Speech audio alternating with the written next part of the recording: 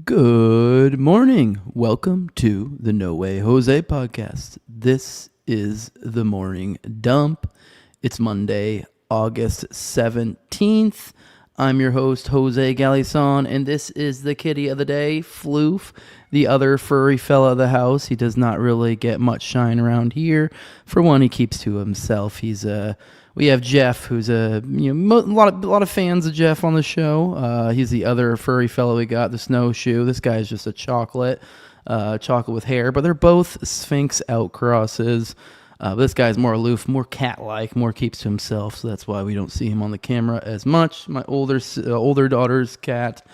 But with that, if you like seeing my hot takes Monday through Friday, typically around 11 a.m. Eastern, we made it today. Then be sure to hit that subscribe button and hit that bell for notifications. That way you can see when we're going live and when we're dropping new videos. With that, we'll get into the show. Beautiful thing right now. Rise and shine. It's a beautiful day. I'm alright.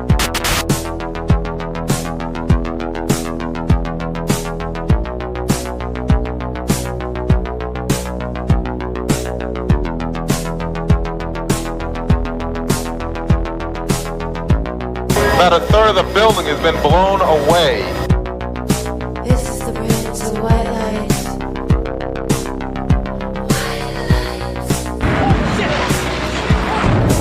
Our very freedom came under attack in a series of deliberate and deadly terrorist acts. And at that point, we were taken for another round of questioning, this time related to our allegedly being members of Mossad.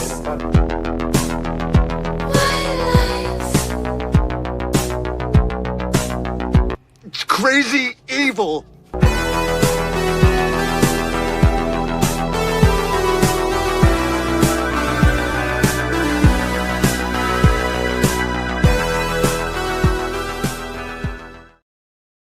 Good morning, everyone. Hope you're having a good one. How am I sounding? How am I coming over? It's coming a little bit of what I'm getting back for the feedback. My end's coming off a little bit of funny, and I realized one of the cats had some fun with the mic this morning or overnight. If you could see, they tore it up a little bit.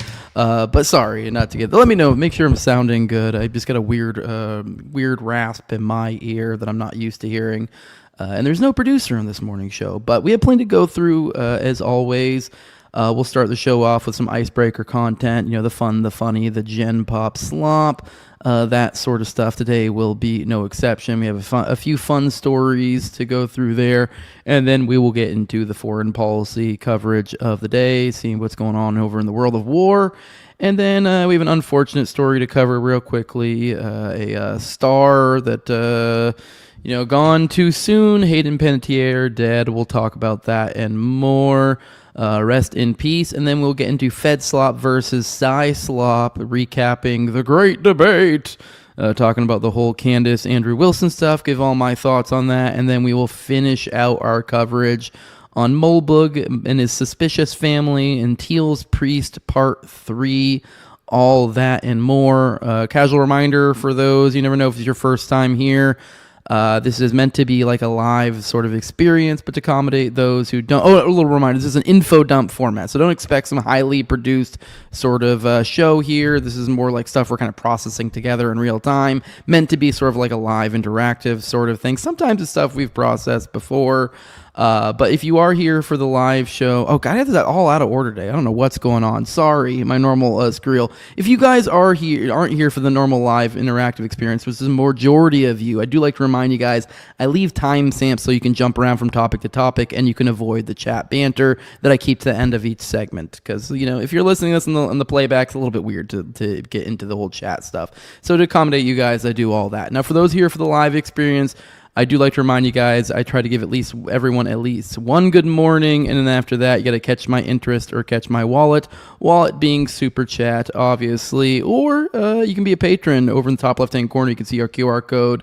You got a whole host of other perks that I'll list at the end of the episode as well, and you get a little bit of a chat bias there, and that I typically have a good idea of who's my people, who's not. We have a pretty good tight knit little community, little Telegram chat over there and everything.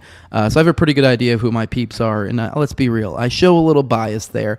But with that, guys, let's go ahead and get into our icebreaker content. Go ahead and start the day off strong.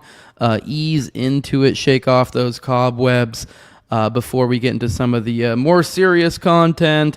But here to start off the show for today is a viral clip that's taken the world by storm. This is one of those things that kind of playing off of the current alien discourse going on. It kind of makes you wonder. If you're one of the audio listeners here, I'm sorry, this is going to be useless for you. This is completely dependent on the visual component here. But essentially, I guess you can listen in. I'll let you know this bitch moves weird, does weird stuff. Here is apparently some new minor cabinet position member of some sort. I don't even know. Like, this is one of those cabinets that you'd never hear mentioned. But either way, everyone's speculating. Is this lady even real? The first time I watched this, I'm like, is this AI? Did they like touch us up with AI? Just something's just off. We're like in an uncanny valley sort of situation here. A lot of people making the joke she's some sort of alien. She kind of reminds me of the Kaminoans from Star Wars, the cloners or whatever. She looks kind of like those if you threw a wig on her. But whatever, without any further ado, here you go. Here is this weird broad. We're all ready, so. Okay. Administrator, we have some questions for you here at TikTok. What's going on, Mac? First of all, are you in the cabinet?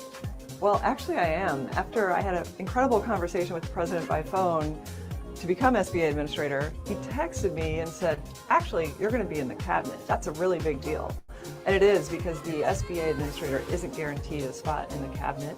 But because President Trump knows that small business is big business, this is a cabinet spot now. What's your favorite thing about being small business administrator? Well, obviously being out with small businesses, whether I'm walking a factory floor with a small manufacturer or in a small family-owned generational restaurant, I can see the impact that the SBA is having through the work that our team does every day. Last question. How tall are you? With or without heels? Without. Let's just say without heels, I'm 5'11" and a half. Thank you for your time. All right, there you go. At the end there, I think it gives up a little bit maybe why she's so fucking weird. She said 5'11" and a half, so that kind of gives her an odd figure. Let's see if we can get a look at those heels too, because the way she's moving could be attributed to like not being used to wearing heels. Look at those suckers. Those look like what? I don't know. Any chicks in the chat? What do you think? What do you think? Those are like 3 inches, maybe 2.5, 2. Those aren't anything crazy. I mean, not that I'm anyone who really wears heels, so I don't know really what to judge it on. But I do have 2 daughters and a wife, and I mean, yeah, they get all wobbly on heels, but this seems excessive. I mean, they are I forget the types, or they are the ones that are like basically a point on the top, so they probably would be kind of a little hard to balance on. I don't know. Let's watch those first couple steps off the heel, see if it really is just the heels. Because she does not look comfortable in those. Yeah, those are not, she's not handling those well. But okay, whatever, this is her. I mean, let's take a look at this physiognomy real quick too. I mean, look at that neck. That neck, that's just insane. That neck is like as long as the head. And then the head has a weird, like, long elongation to it as well. Just bizarre things. I don't know what's going on over in the Trump administration. They're putting aliens in the cabinet. All right, moving on. This brought a smile to my face. This story, I saw this pop up on my feed all by myself, and then I also had a couple of you guys tag me in it. So I guess you guys were thinking of me as well. But Trita Parsi kind of made a story out of this. I'm assuming somebody sent this to him. Here is the back of an aircraft's wing, and this is obviously them coming back from a deployment. I can tell you this for certain because you can just tell by how dirty they are. When I was an aircraft mechanic, I would wash these things like all the time, and like you call them deed returns when they're this dirty because or deployment jets or whatever, because like deed is one of the deployment locations, and that's like one of our most common deployment locations. Anyways, sorry, I know you're like, what the fuck, deed? Anyways, so you're like, whenever they're deployed, they don't get regularly washed, so they get fucking filthy and disgusting, and so people have lots of fun, leave all sorts of messages on them, all sorts of penises drawn in the wheel wells of these things, because that's like a spot, mechanics, you end up hanging out in a lot, and there's a lot of like servicing areas in that region. It's kind of where you hang out when you're doing any sort of tire servicing or replacement or anything of the like. It's a pretty common location for one to be sitting. You're refueling, defueling. So lots of wieners in there. Even in the cockpit, too, there's lots of fun little spots where people find to make little doodles, especially on deployments. Well, here's one, I guess, I'm assuming is a return.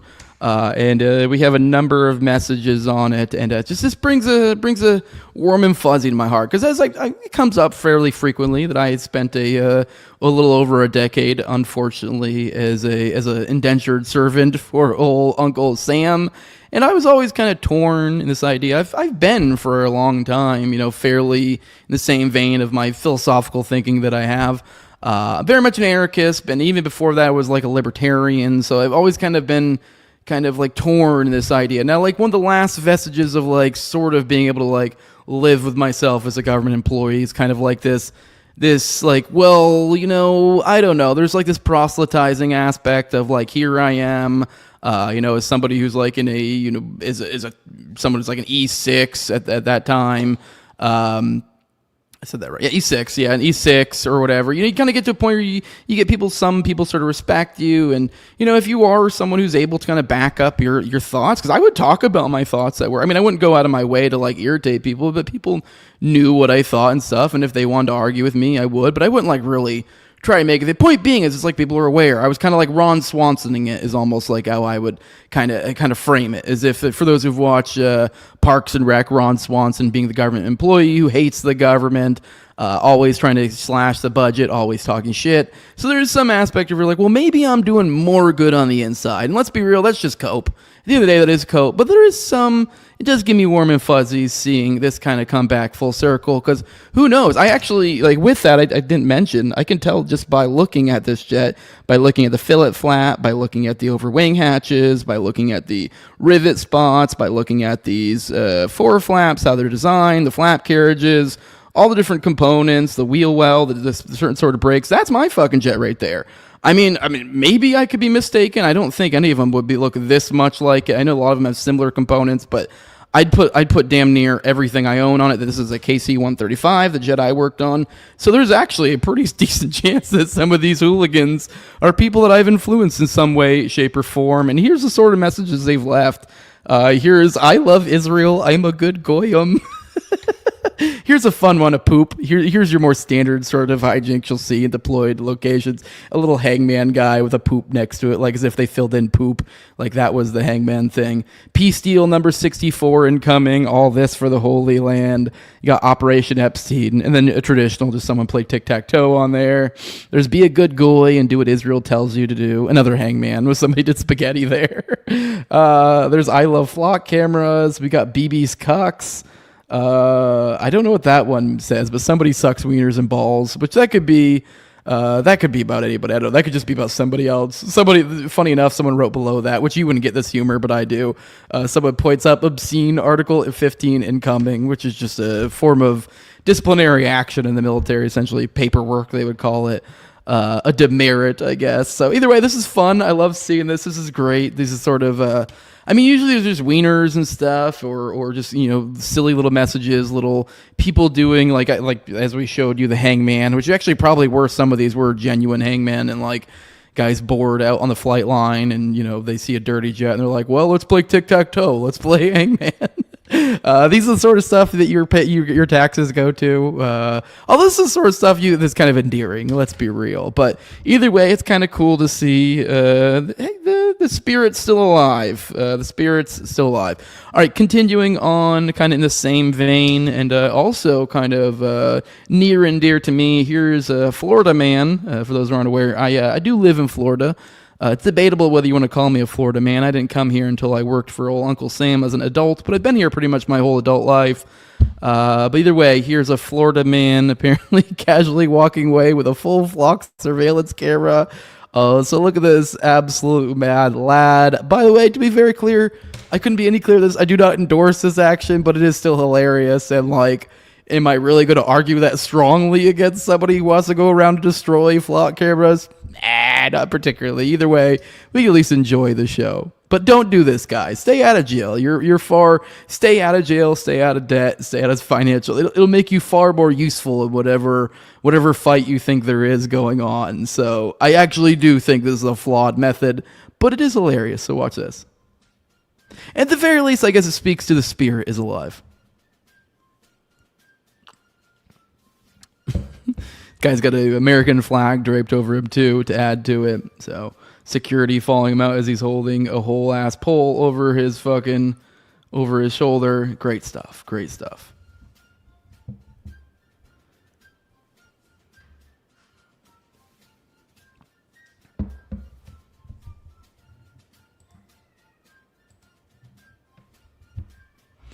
All right, fun stuff. All right, with that, let's roll into chat, say our good mornings, and then we'll get into foreign policy. Let's check in on you beautiful people, see what you got to say. Help a brother out with that like button. Do all the things you're rolling in here. Boost this bitch up.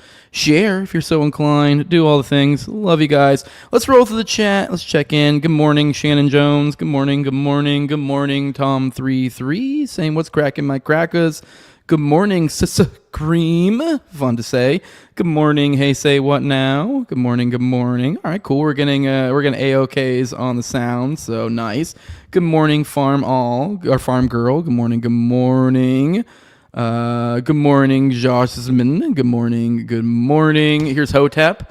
Good morning to you. Theorizing, I think, on our weird alien, our alien overlord. Saying it's a man and just hormonal manipulation in utero? Perhaps. I don't know. I mean, that's even bizarre for a man.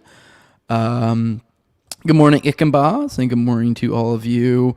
Tom33 as well, saying I could see it being a man, but there's AI involved. I mean, maybe. I know the AI, maybe it is some uncanny valley AI, like Aftertouch, some sort of thing like that. Josh saying she's a fucking giraffe man. Hotep saying most people you see on TV are gender inverts. I don't know. I mean, like, I'm open to I mean, don't get me wrong, I've seen some of the, elites out there that you look at and you're like, dude, what the fuck is going on here? Some of the weird, like, Bulgarian princesses and shit. There's definitely some ones that are like, are you fist fucking me? You're telling me that's a chick? Like, do you think I'm retarded? Like, there's a few of those out there, especially among the elites. But I mean, the idea that's like a lot of them, or there's like an overwhelming, I don't necessarily buy into that. Now, if you're trying to, like, even up into including like Macron, like his wife, I could totally buy the whole like inversion, playing the trick on the world, sort of stuff, like Biggest Lie, I could buy all that. I could buy it, but like the idea that it's most of them, I don't buy into that. Maybe some of the more prominent ones, maybe one here and there, just to tear away at our perception at that like uncanny valley. They're gonna keep throwing like little alien broads like this bitch occasionally. That way they can keep tearing away at like our little filter, because that's what that is. Like that thing where we look and like, ugh, what the fuck? That's like our filter. That's our what the fuck filter. That's our like millions of years in the wilderness of seeing shadowy images through the fucking whatever, and the smarter monkeys ran away from it because they knew that's whatever that little thing. Like we may not even be able to like put a finger like substantiate what that thing is. You're just like, ugh, like that's what it is. It's that uncanny valley. So yeah, maybe there is something. I wouldn't be surprised if there's like onesies, twosies here and there, and like maybe there is some sinister agenda in some large, sort of way, and that like to tear away at that uncanny valley to where they're able to throw out those like fucking yoked Bulgarian princesses and the fucking the Lady Macrons of the world, and we don't fucking go, what the fuck? Maybe. I mean, but I still don't think they've gotten to the point where most of them, but who knows? Maybe they've just gotten really good at pulling off making the old Audi and innie. Maybe they just really have, and they're tricking me. Perhaps. I don't know.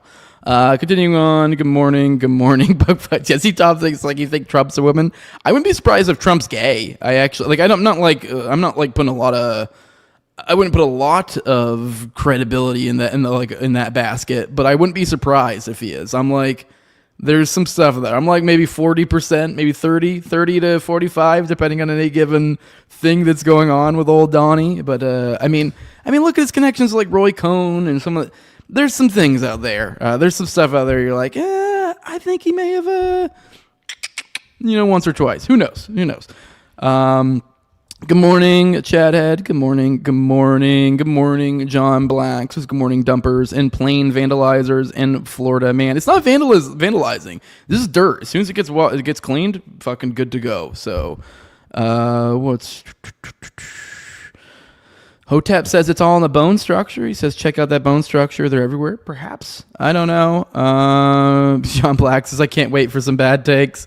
You have to cover Tim Pool on Surrounded on Jubilee being ripped by 20 leftist cucks. I actually saw that and I was really excited. And I was like, ooh, I'm ready to we're gonna. And then honestly, the little bits that I've seen, I mean, I don't even think we'll watch the larger thing because I don't. That's the sort of thing I would have imagined. I probably would have saw some of the clips and go, well, I got to watch this because there's probably a lot of material these lefties tearing up Tim. But from the clips I've seen that have gone semi-viral, it's been pretty underwhelming, and I don't even think I'm going to watch it. And it's mostly just the most annoying gay lefty shit. And he is someone I want them to fucking I'd be the first one to be like, hell yeah, king, as soon as they get a dunk on him. But it's all really gay shit. There's that one going around, everyone's sharing about, oh, he rage quit. And you're like, yeah, the guy was being fucking insufferable and making it, pretty clear you couldn't talk to him. Which, to be fair, many people point out, they go, well, that's exactly what Tim does. And you're like, okay, well, you're not really, this isn't some big W, because everyone's framing this as oh, he rage quit after being accused of being a grifter. But he kind of did the thing, are you going to let me talk? You going to let me talk? Over and over again. Kind of are we having a conversation here, or are you just, and he's like, I can leave, and he kept going. So, I mean, I don't, it's kind of, so far, nothing burger. Who knows, maybe I'll see some stuff out there that compels me to look deeper into this. Maybe they really did rake Tim over the coals, but I would just feel like there'd be more substantive ammo lurking out there, so. Yeah, it looked pretty weak, though. Good morning, Marnamat. Good morning. Good morning, Northside. Says Jose, what the fuck, starting on time these days.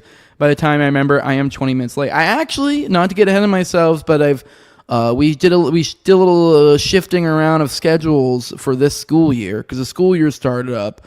I had a good little window of consistency during the summer here, earlier. With the school year, but then once it get to the end of the summer and you got to take the kids out to go do this, go do that, and then I got to start being more not as good about it. But now that the school year started up and the schedule's different, because I didn't used to be as reliable last year because things would get shifty all over the place. But not to get into the weeds of how my schedule's arranged, but I'm just saying, I think buckle in. I think I might be a little bit more consistent, at least the Monday through Fridays. So just saying. Schedule's a little bit more amenable for the old TMV these days. So buckle in. Should be some good ones. Some deep dives, stuff of the like. What else we got? Farm Girl, Big Mike. Hey, Big Mike's a good point. Big Mike's another one. I forgot. I don't know how I totally forgot about Big Mike.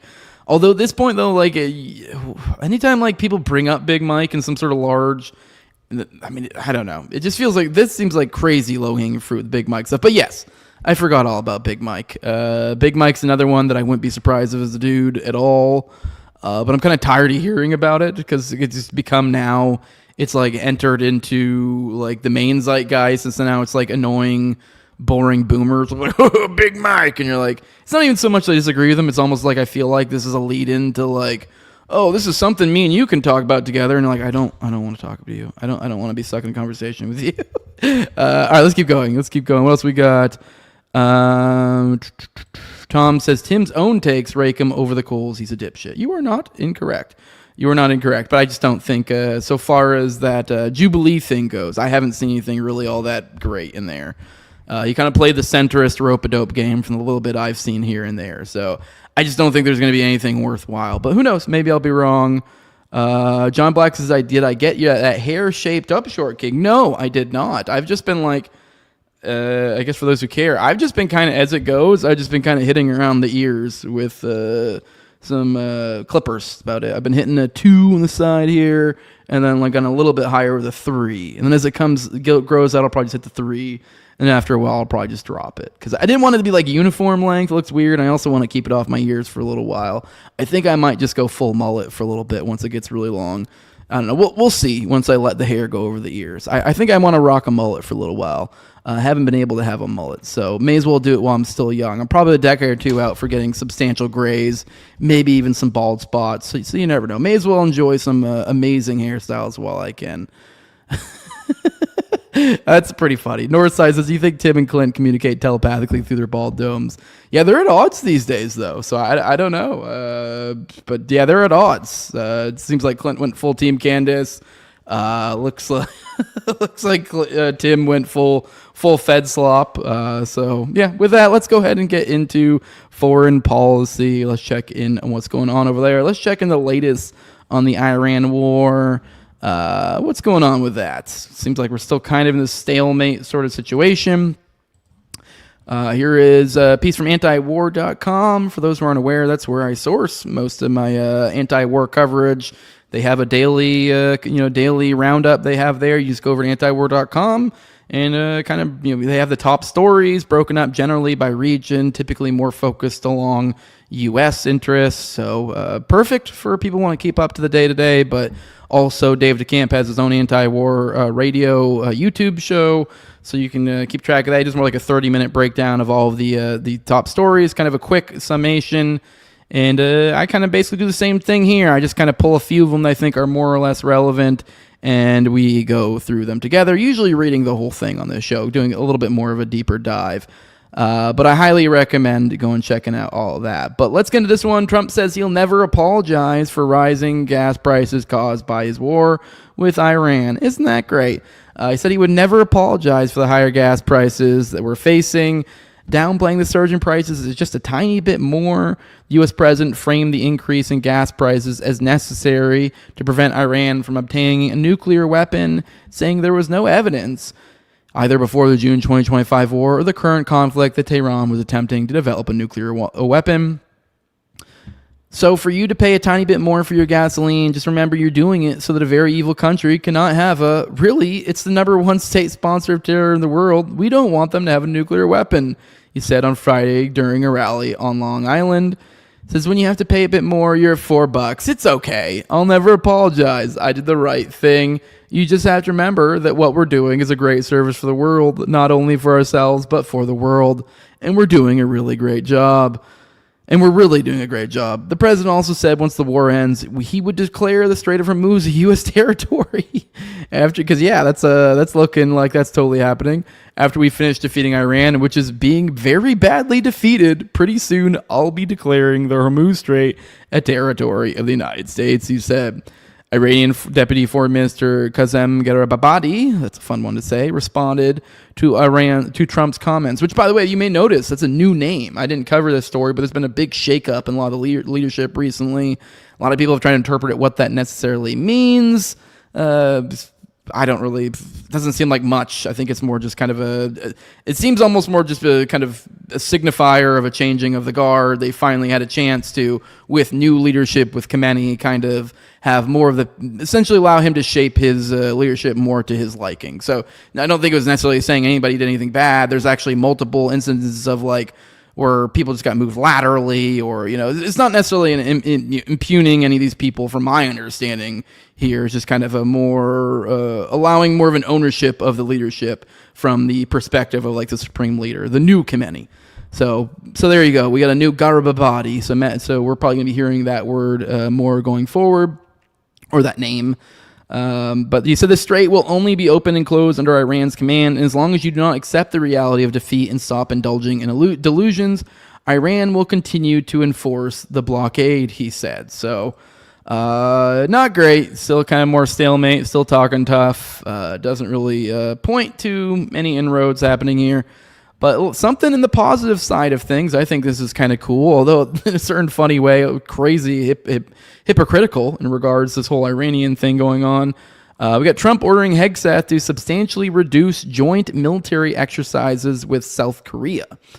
Now, this is in regards, I'm not going to read this whole piece, so I'll kind of simplify it for you guys a little bit. We do lots of particularly especially nuclear stuff, but a lot of military joint exercises with South Korea in that region. Most of it's just kind of saber rattling to kind of display to North Korea, essentially the sort of abilities the United States military has to not allow them. Essentially, it's nuclear deterrence is the argument here, because North Korea is a nuclear entity, and we have And it kind of was similar to Iran in decades past, where it was more of this like non-nuclear state that we were trying to keep from being nuclear, but eventually did go nuclear. Now it is kind of widely understood to be nuclear, and for the most part, we kind of leave it alone. It's just kind of funny that we have this story right here where they're essentially dialing back these military exercises, apparently substantially reducing them, although Trump, I guess, said essentially implying that he would have gotten rid of them, but he only substantially reduced them since they were already in work, already happening. But essentially a pulling back of these sorts of nuclear deterrence games happening in that region over near the Koreas, which I think is a good thing. I think that's actually really, really good. But likely this is as a result of, I believe North Korea just recently was doing some nuclear tests. So a lot of people are kind of surmising that this kind of is in response to this. Is kind of, and Trump using the argument that they've always had good relations. Like, this is the statement from Trump right here. He says, based on my very good relationship with Kim Jong-un of North Korea, I am not happy with the fact the United States has long ago agreed to participate in joint military exercise with South Korea. So he frames his predecessors as their fault, which, hey, whatever it takes it to be like to condemn that. I think that's great. These exercises are not only costly, with much of these costs being paid for the United States of America, as usual, but send a signal that is totally inappropriate and hostile to a country that, as long as Donald J. Trump has been president, has been unthreatening and respectful, the president wrote on Truth Social. So his argument is they've been unthreatening and respectful, which is great. They have. I actually agree with that. Generally speaking, they have. Trump's had a pretty good relationship, and notably, that's probably one of the things you could probably give him the most credit for, in my opinion, is his, like, I guess I don't know if you'd say somewhat normalizing of the relations between North Korea and the United States. Essentially, I think kind of pulling back the nuclear threat there just through diplomacy. I think that's one of the few things he's done that's been good. And I actually think in a weird, fucked up way, it's kind of beneficial that they've also become a nuclear power. But in a certain sense, I also think it's worth remembering that this is likely due to their nuclear capabilities as well. Since they are actually like legitimately a nuclear capable country at this point, it's kind of like, well, all right, we're not going to do as much of the saber rattling.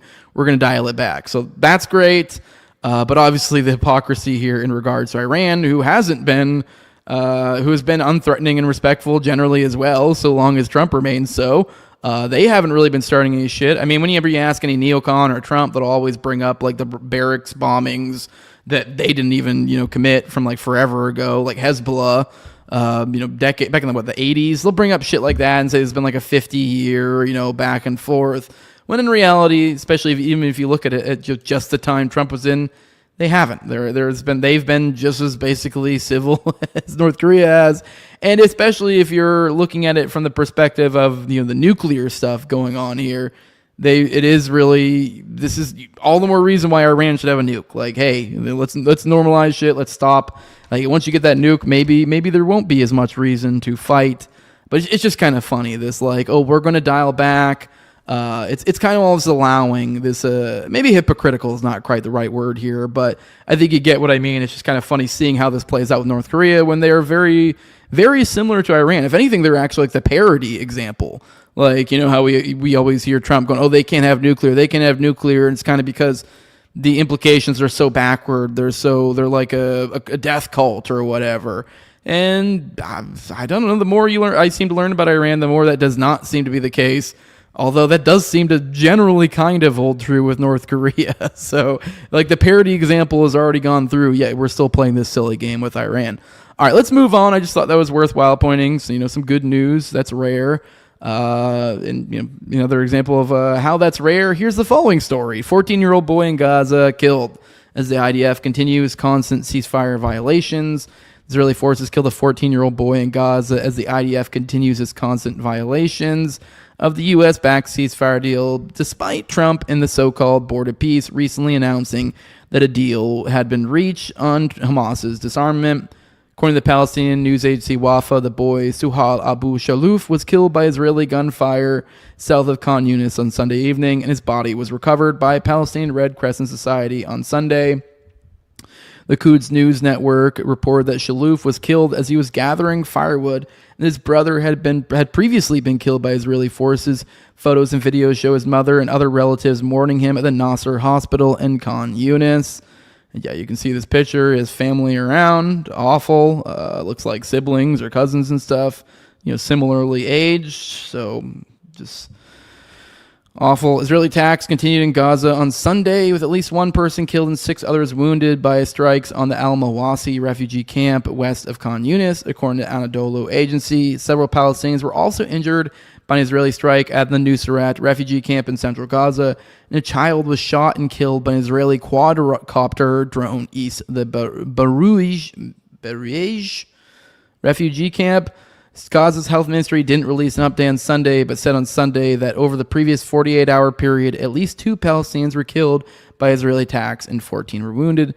It said that since the so-called ceasefire deal was signed on October 2025, 1,262 Palestinians have been killed and 4,168 have sustained injuries. During all this, we got some crazy statements from Ben-Gvir, which I usually kind of stray away from these statements because they are always ridiculous, like cartoonish, and they're usually just kind of redundant. They're the same fucking thing over and over again. Just kill, kill, kill, occupy, occupy, occupy, genocide, genocide, genocide. Just all different variations and in their own Israeli sort of syntax. It's just like we see it all the time, and it's ridiculous as you're told by American authorities that like, oh, Israel's doing this, Israel's doing that, and then you listen to their major, essentially, Knesset ministers or whatever they're called.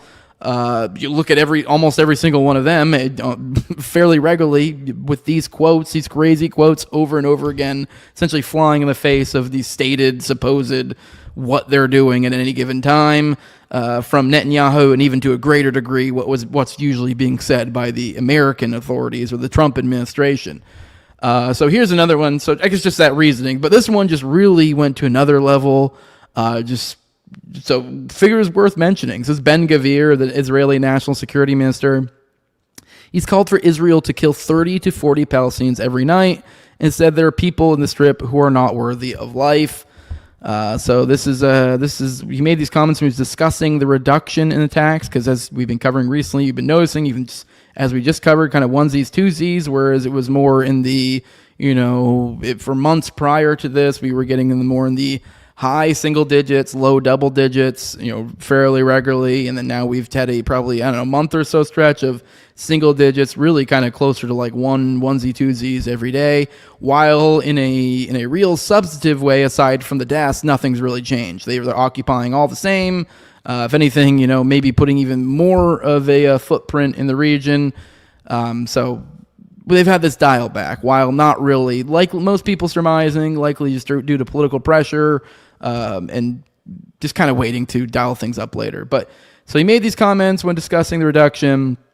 He says, "No secret, I disagree with the Prime Minister," he said on a podcast hosted by Ram Boroslavsky, who was previously held captive in Gaza, according to the AP. This is, "I think targeted assassinations should be carried out in Gaza, taking down 30 to 40 every night, not just those who pose an immediate threat. There are people there who are not worthy of life. They shouldn't live. They're not even people." So he even says not even the immediate threats. Bear in mind, they're in a fucking ceasefire with Hamas. So even the people you say, okay, I guess the immediate threat, at least at the very least, there is like implying that they're literally about to attack. Now, I guess I would say any ceasefire, if you can somehow prove it's like, especially if it's in the middle of attack, if you defend yourselves. But that's how they always try to frame it. But even here, he's saying even those who don't pose an immediate threat. So that would be, I would assume that probably means even more than just Hamas. But let's say that just means Hamas. That just means some normal Hamas combatants. Even that, they're in a fucking ceasefire. So Ben-Gvir, leader of the Jewish Power Party, is known as an outspoken proponent of the ethnic cleansing of Gaza and the establishment of Jewish settlements in the Palestinian territory.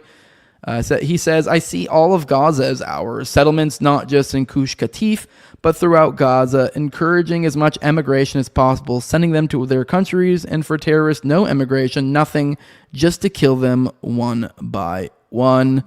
Continuing on, possible inroads. I would not get your hopes up in regards to a peace deal. We've got Jared Kushner on the case. So I'm sure that'll work out great. We got Kushner meets with Hamas to discuss the peace plan deal that was rejected by Israel. So it's already rejected by Israel, but still trying to pick up the scraps. I don't think anyone has much hope, especially as you send Jared Kushner over there. We traveled to Egypt to meet with Hamas about the future of Gaza.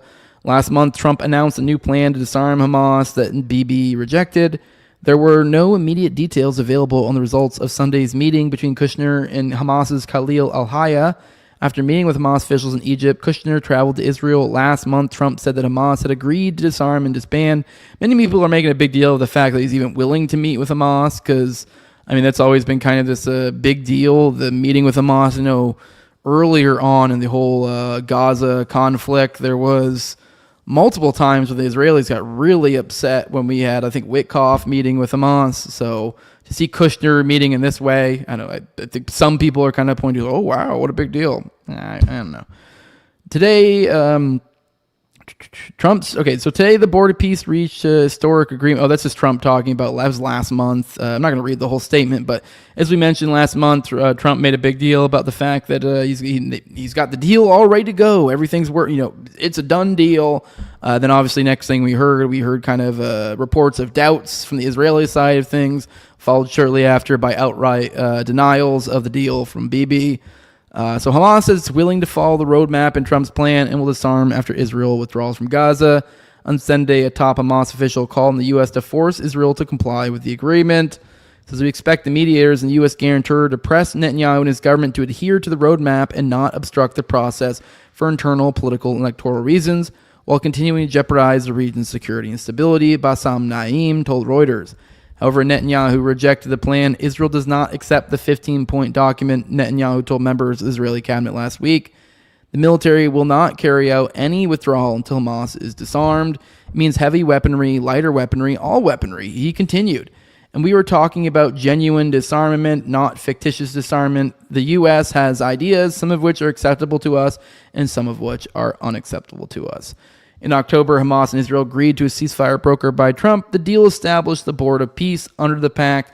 Hamas released all captive Israelis. Israel agreed to halt attacks on Gaza, allow aid shipments, and eventually withdraw from the Strip. However, Israel has continued to attack the Strip and expand its control of the region. Things aren't looking great for Lebanon either. We've had another major uptick of violence there after a long period of seeming lull. While obviously still destroying infrastructure in the region, destroying villages and stuff, but so far as like actual human death, human toll, kind of similar situation as Gaza, but now we have it picking back up.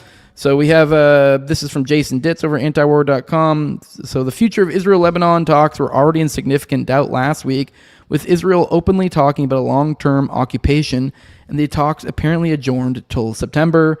Saturday's attack adds substantially to the questions. On Saturday, Israeli forces attacked and killed at least 11 people and wounded 19 others. Women and children were among the slain in the attacks, which targeted a civilian home in Ansar and a two-story building in Dar al-Zarani.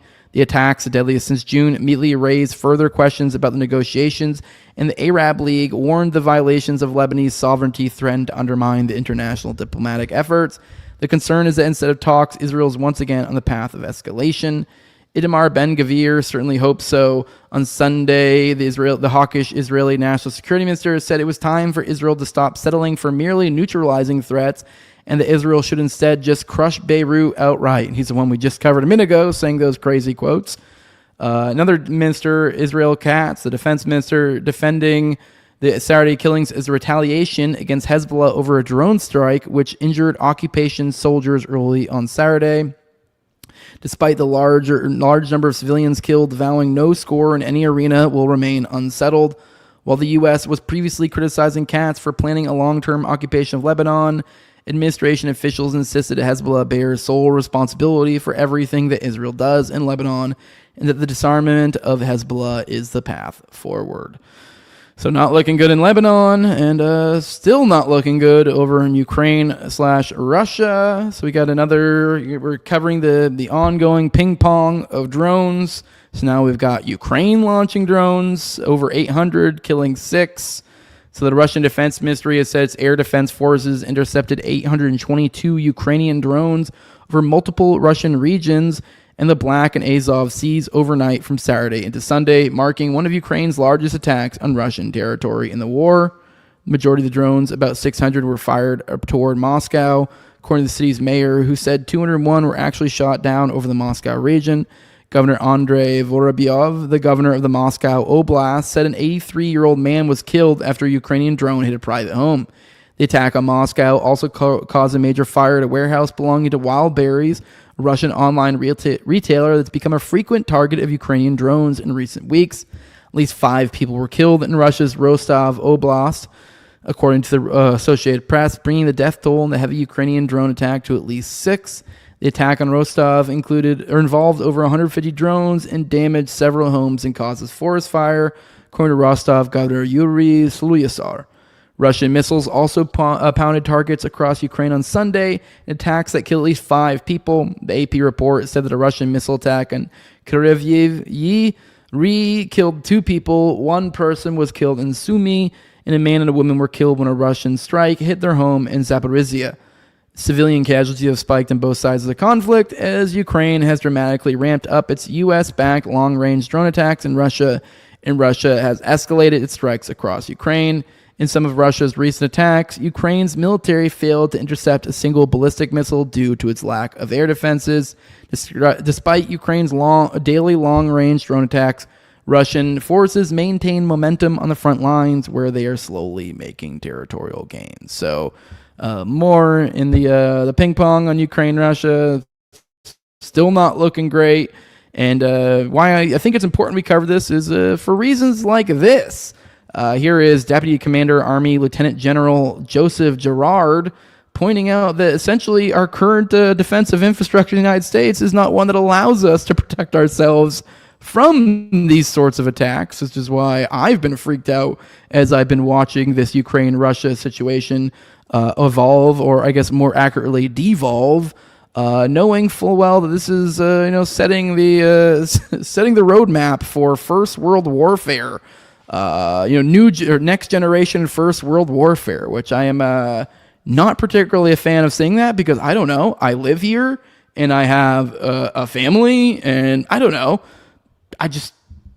So maybe we should stop starting shit. I mean, hell, we wouldn't even be in this current warfare paradigm if it wasn't for all the warfare that the United States and the larger Zog was perpetrating across the world. It's because of these Ukraine-Russia thing that the drone warfare has advanced to where it is. Same with Gaza. I mean, look at Lavender and all the stuff Palantir was doing. So.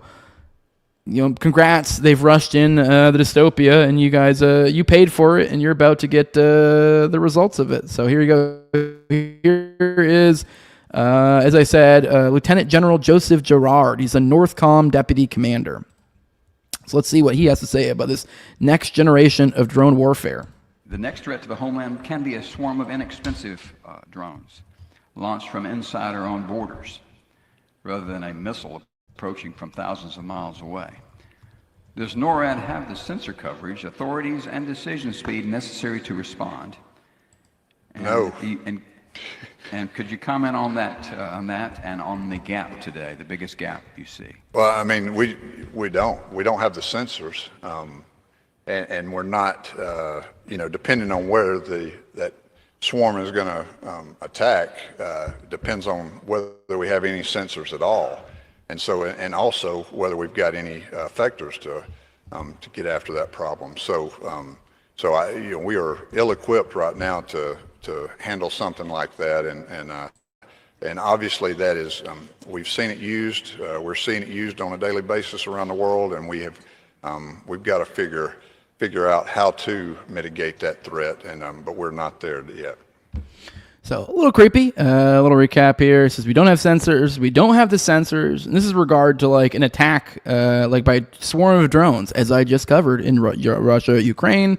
It says we don't have the sensors, and depending on where that swarm is going to attack, it depends on whether we have any sensors at all, and also on whether we've got any effectors to go after that problem. So we are ill-equipped right now to handle something like that. Obviously, we've seen it used. We're seeing it used on a daily basis around the world, and we've got to figure out how to mitigate that threat, but we're not there yet. Well, probably one of the best ways to do that is make all of America Appalachia. Just give them all back all the guns, and you don't have to deal with it at all. Just the people will take care of all them drones for you. But yeah, it looks like right now the only thing we have got in our corner is having a big old ocean, a couple oceans between us. So, but with all of our South America and Central America adventurism, I'm a little bit concerned about all that. So, but with that, let's roll into the chat, say some more good mornings, and then we will get into our first titled segment of the day. Give a little ode to Hayden Panettiere. Let's roll the chat, say some good mornings. Good morning, Tyler. Good morning. Good morning. Let me see what else we got here. Got everybody talking about the Tim stuff. Tom says his head beams out grifter energy at night when he takes the beanie off, and Clint isn't covering his head at night. He's passively absorbing the grift. Ooh, okay, I see what you're saying there. He's just putting the vibes into his skull. All right. Good morning, Bobo. Good morning. Good morning. Good morning, friends. What else we got? We got a big old tower from Bobo. Still will not abide by tower rules. Fair enough. What else? Good morning, JMS. Good morning. Good morning. Gang, say sup, my nizzas. Good up. Good morning. Good morning. Good morning, JC. JMS is turning your PS5 to a drone jamming rifle with 3 easy steps. Let's go, baby. We got some jewels. Still not entirely sure what this currency entirely means, but I think there's perks here. So appreciate the ups, JC. Good to see you here, brother. Much love. All right, let's get into it. Let's talk about Hayden Panettiere. An unfortunate loss. Hayden Panettiere. This I don't know, she's like a couple years older than me. She's kind of, I don't know, like, I feel like I grew up with her because I kind of literally did a lot of the shows that I grew up watching. She was on. Apparently, she was some sort of like Disney kid. When I say Disney kid, I don't mean literally Disney. I don't know if it was Disney, but one of those child actors, I guess, is what I mean to say. But here's a post from Johnny St. Pete. It says, actually, no, let's look at the TMZ thing. Let's read just this standard, she's dead. Hayden Panettiere, best known for roles in Heroes in Nashville, has died at 36. This is from TMZ. So let's check out this piece. I mean, I guess a little bit of a spoiler for you here, but I don't think we have any details. But let's dig through this. I'm obviously young, so we're all probably assuming some sort of crazy accident, which you would think they would just say if it was an accident, or OD/suicide. So I don't know. We'll see. But she had a rough life, which we'll get into in a little bit, and maybe not too rough, but at least you can, if you fill in the blanks with some of the stuff we talk about in the show, you might at least think perhaps there's more to the scene going on here. But let's dig into this a little bit. We do have a few updates, I guess, here too, so maybe we do have some more information. But we'll cover those updates after. So it says Hayden Panettiere, best known for roles in Heroes in Nashville, died at 36. Sources with direct knowledge tell TMZ. Hayden Panettiere passed away earlier on Sunday. So, we're told she and her on-again, off-again boyfriend, Brian Hickerson, flew from LA to the South on Sunday. Sources tell us Brian's family is aware. Hayden's personal life was often the subject of intense public attention. She became increasingly open about her struggles and recovery in recent years, releasing her memoir, This Is Me, A Reckoning, in which she reflected on her childhood fame, motherhood, mental health, and loss of her younger brother, Jansen Panettiere. Sorry, it keeps jumping around all over on me. Jansen died in 2023 at age 18. Again. Oh, sorry, around. I missed a few spots. I'm actually real here. This is from a rep. This is a profound sadness to share the tragic passing of our beloved Hayden. She was an incredible light and a force of nature who brought immeasurable love and joy to all who knew her and to the millions who watched her on screen. Sorry if I'm covering a little bit out of order. It jumped around in the article, and I figured I wanted to at least read the thing from the rap. But obviously we talked. She was on Heroes. She was on Nashville. She was on a bunch of other stuff too. She was in Scream. Remember the Titans? She was big in that. So it literally jumped me past through all of this stuff. But I mean, whatever. That stuff is listed for the stuff she did. Sorry, it keeps jumping around. It's crazy. I'm gonna have to figure out this ad blocker real soon because this is too much. Too many times I've brought up articles now. Some whole ad blocker thing. This is ridiculous. But her brother died at age 28. I read that wrong in 2023. So her brother recently died. So a few years ago. So that's sad. So obviously dealing with that grief probably. Hayden later spoke candidly about the devastating impact of his death and the guilt she carried following his passing. Hayden was also a mom to daughter Kaya, whom she shares with former fiance Vladimir Klitschko. So awful, obviously, mom leaving her child. So obviously we don't know what she's dealing with. We last saw Hayden at LaGuardia Airport in May with a friend ahead of her memoir release, keeping it quiet through it all. No big reveal, no denials, just one very telling grin. Further details to wrath are not immediately available. We do have a few updates here, so let's look at those. This is from this morning. So 6:32, TMZ has obtained photos of the emergency response, the scene. Let's look at. I don't know what's going on here. Give me a second. It's being glitchy. Let's try open the tab. I'm letting that open and another thing, other updates, and it says at 3:45 a.m. Hayden Panettiere was found dead by a friend inside a South Carolina home. So it was found by a friend. Emergency medical service workers responded to a call that came in of a person in cardiac arrest and an unresponsive female. Law enforcement sources confirmed police responded to an incident involving Hayden Sunday, and it's currently open investigation. So we got a little bit more details, but still don't know much more. There's another one, I guess, that says she's recently complaining of pain in the last year. I don't mean much. I've some people already jumping to conclusions about the old poke. No, I mean here to defend, but a lot of people go a little bit over their skis with how easy that is. Although some people were pointing to with her brothers, I think he died under circumstances. People think maybe that had to do with the pokey. So some people are filling that in. I don't know. That seemed a bit kind of forcing into the thing you want to talk about already without really. There's nothing we know of here. Yeah, they did say a heart thing, but I think that's kind of common whenever you're dealing with people dead. When they're not aware, they'll say maybe cardiac arrest. Because they're probably whoever showed up first and called the cops. They may be presuming it's that. I mean, maybe it was from the EMTs, but either way, I don't know what we can really get out of that. But either way, she's dead way too early, unfortunately. But like I said, she was a child actress, been around in the game for a hot minute. Here's a photo. I'm going to bring them up. They're lame. There's nothing worth looking at. It doesn't really give us any more information. Here's a little clip on her time as a child actress. Apparently, she was Princess Dot in Bug's Life, which I didn't know that. That's kind of wild. But here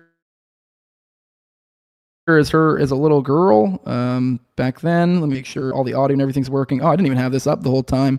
Oopsies. Whatever. Nothing too visual there until now. My bad. But here we go. Here is Hayden Panettiere as a little girl. Everything's good to go. All right, here we go. They don't act like adults really much of the time. They act like kids. We don't think of these characters as creations. We think of them as fellow employees, as friends.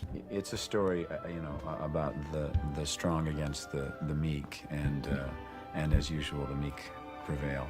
I hate it when someone gives away the ending. The imagination with which they not only have developed the story, but then how they choose which characters, and then all the voices. It's just really incredible, the people they've chosen. Guys, order another round, because we're staying here! Yeah! I play a character named Hopper, who is the sort of leader of a... All right, we're not going to dwell on that too long. It was obviously, we were just focusing on Hayden there at the beginning.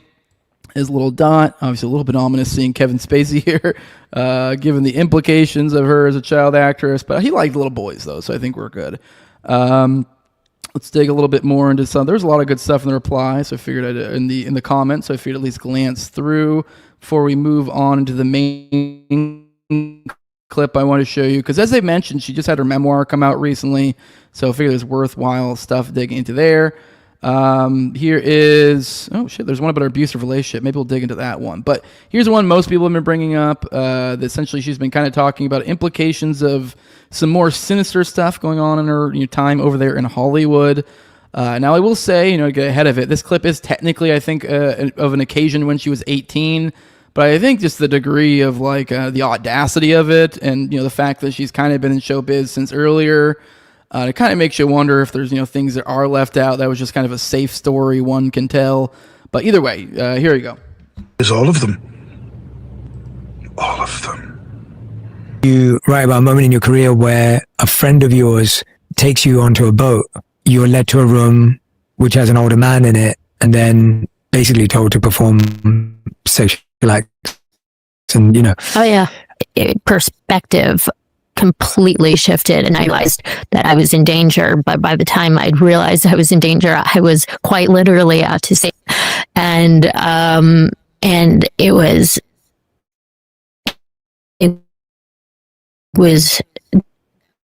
that moment. It was shocking, and I was quite literally walked down, and I had been having a great time. There was no hints of anything like that happening, so it took me. I was shocked. It took me by surprise, and it was led by somebody that I had grown to trust and see as a protector and somebody who had my back. And to be walked down, down the stairs, and it was as like a surprise, presented as though it was like a surprise, and it was this very small room, and she physically put me in the bed next to this undressed man who was very famous, and had his hands like this, this was just an average day for him. This is something that happens all the time, and I waited for her to leave, and I mean that. Okay, all right. I know this lady just died, and it's really sad, and this was recent and pertinent. But I do at least point out the funny that this is anyone who's watch How I Met Your Mother. I think they call that the naked man, and it's this move that guys pull if they're trying to score, and it's just the idea that first date or something, and I forget. There's a lot of, it's been so long since I watched that show. I just remember this was hilarious, and it stuck with me as we're seeing it here. And the idea is it was almost like a Hail Mary. Let's say you're having a bad day and you just know it's not going to work. This isn't going anywhere, and so you throw a Hail Mary, and the Hail Mary is the naked man. And the move is you just literally just kind of, I don't know, she goes to the bathroom or something, and as she goes, essentially you construct a scenario into where she comes into the room and you're naked, and so there's just kind of this Hail Mary of hello, and it's just kind of putting everything on the table.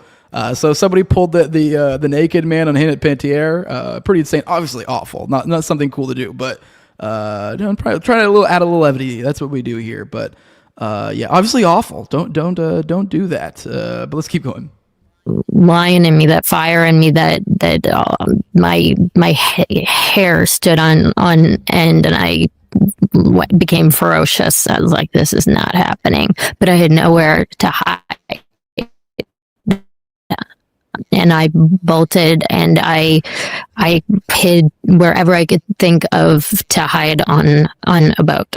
There was no jumping off and swimming away, and there was nobody who was going to. I realized that there was nobody who was going to be empathetic to my situation, that this was nothing new to them. It is all of them. All of them. And not one. By the way, those who are confused what the fuck this is, this is I vaguely recall this. I forget which Baldwin brother is with Steven. I forget which Baldwin brother this is, but this is some post from a while ago where he was going on about I forget exactly what claims, but kind of saying there's creepy sex stuff in Hollywood or something. I forget exactly, but so just for those who are what the fuck, who is it? What is this? Because it is a little bit confusing being interspliced here, but able to escape.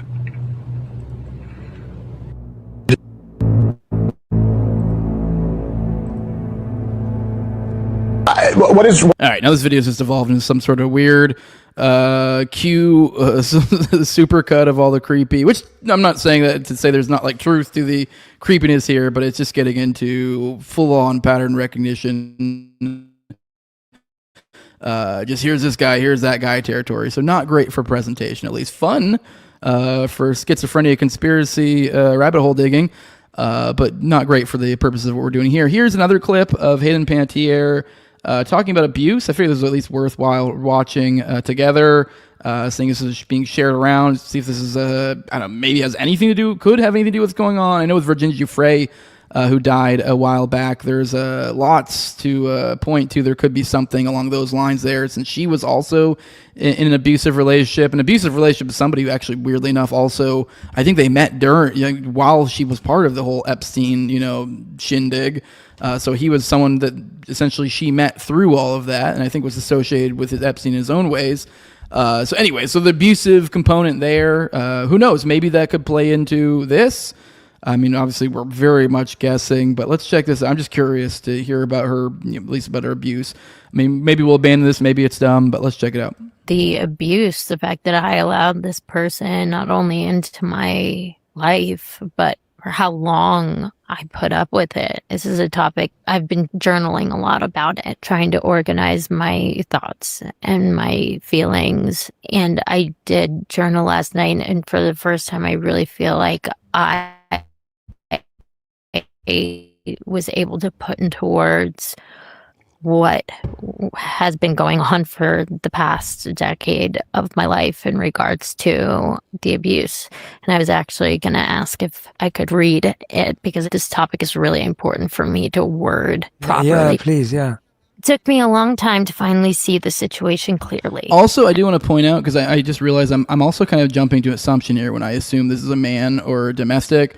I've seen lots of murmurs of weirdness with her family relationship. Lots of, I think, like implications people have derived from the memoir. I haven't read it myself, so I don't know. I'm just kind of picking up the murmurs out there of the people more into this stuff. But I've seen lots of implications that perhaps there was.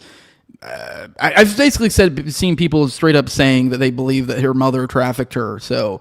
Perhaps this could be related to her mother or something like that. This supposed abusive relationship, it doesn't necessarily have to be a boyfriend or ex-husband or something along those lines. But who knows? Let's keep watching. I just wanted to keep that in mind for you guys as we listen to this. I've had to do a lot of soul searching and therapy around this topic, because allowing somebody to get away with harming me was so unlike me. The more I thought about it and analyzed it, the more connections I made between the abuse I was allowing to transpire and the abuse I've gone through in my past. They say that you end up marrying one of your parents, and no, I'm not married, but I found a very interesting connection between this abusive behavior and.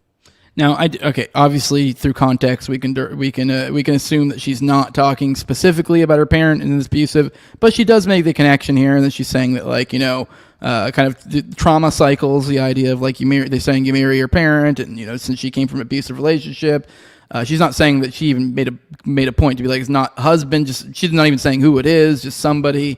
So somebody close to her, I guess, abused her, and likely probably more of an intimate relationship as opposed to familial. My mother's abusive. Although she is implying there was also probably familial behavior. Even though they would both shake their heads and say I was crazy to think there was anything similar about the two of them, there definitely was. I realized that I was more afraid of being alone than being abused. And in order to be around that kind of behavior, it took me dulling my senses and numbing myself with substances in order to silence that rational voice in my head that was telling me exactly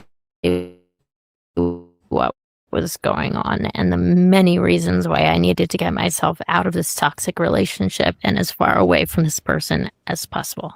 Somehow, every time I found the strength to get away from my abusers, they would always find their way back into my life one way or another. It was like being on a hamster wheel in this endless dizzying cycle.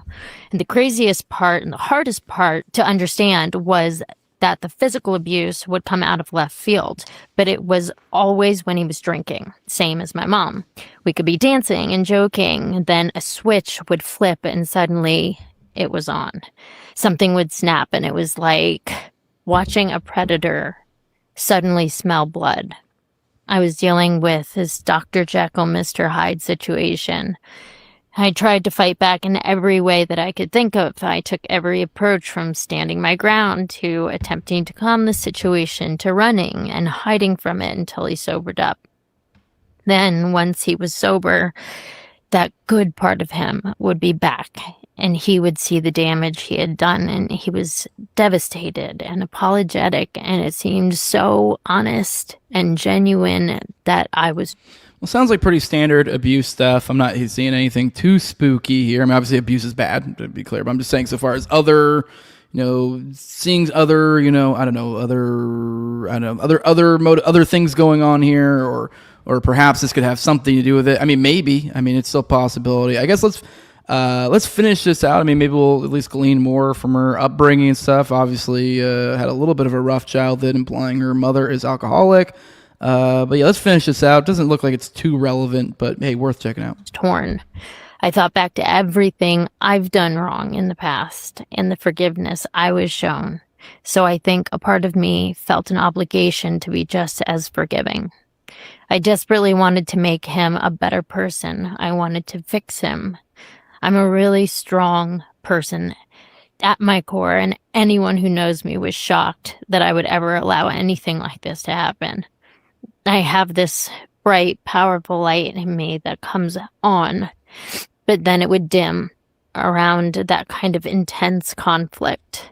I found myself trying to be smaller and weaker just to avoid a battle because there's no reasoning with the unreasonable, and as strong as I am, I couldn't physically stand up to a grown man. I know I have a big heart, and I always try to see the good in people, so much so that it's been to my detriment at times. The worst part was that by allowing the cycle to continue, it hurt the people I love who came to my rescue, and I cannot allow that to continue to happen. In order to finally get off the hamster wheel and put an end to the cycle of abuse with him and with other toxic people in my life, I had to remind myself how strong I am. I had to envision the life I want for myself, and most importantly, I had to take accountability for enabling unforgivable behavior. That's the first time I've shared that I'm feeling the weight, this weight come off my shoulders at this moment. How does it feel to say it out loud? You know, when you feel so much pressure on your chest and that anxiety and nerves, and then you're relieved by something like that, it feels like an elephant stepped off my chest. I feel overwhelmed in a positive way. I feel like I finally did it, and I got to do it in my own words. In this moment, I feel more trust in myself than I have in years.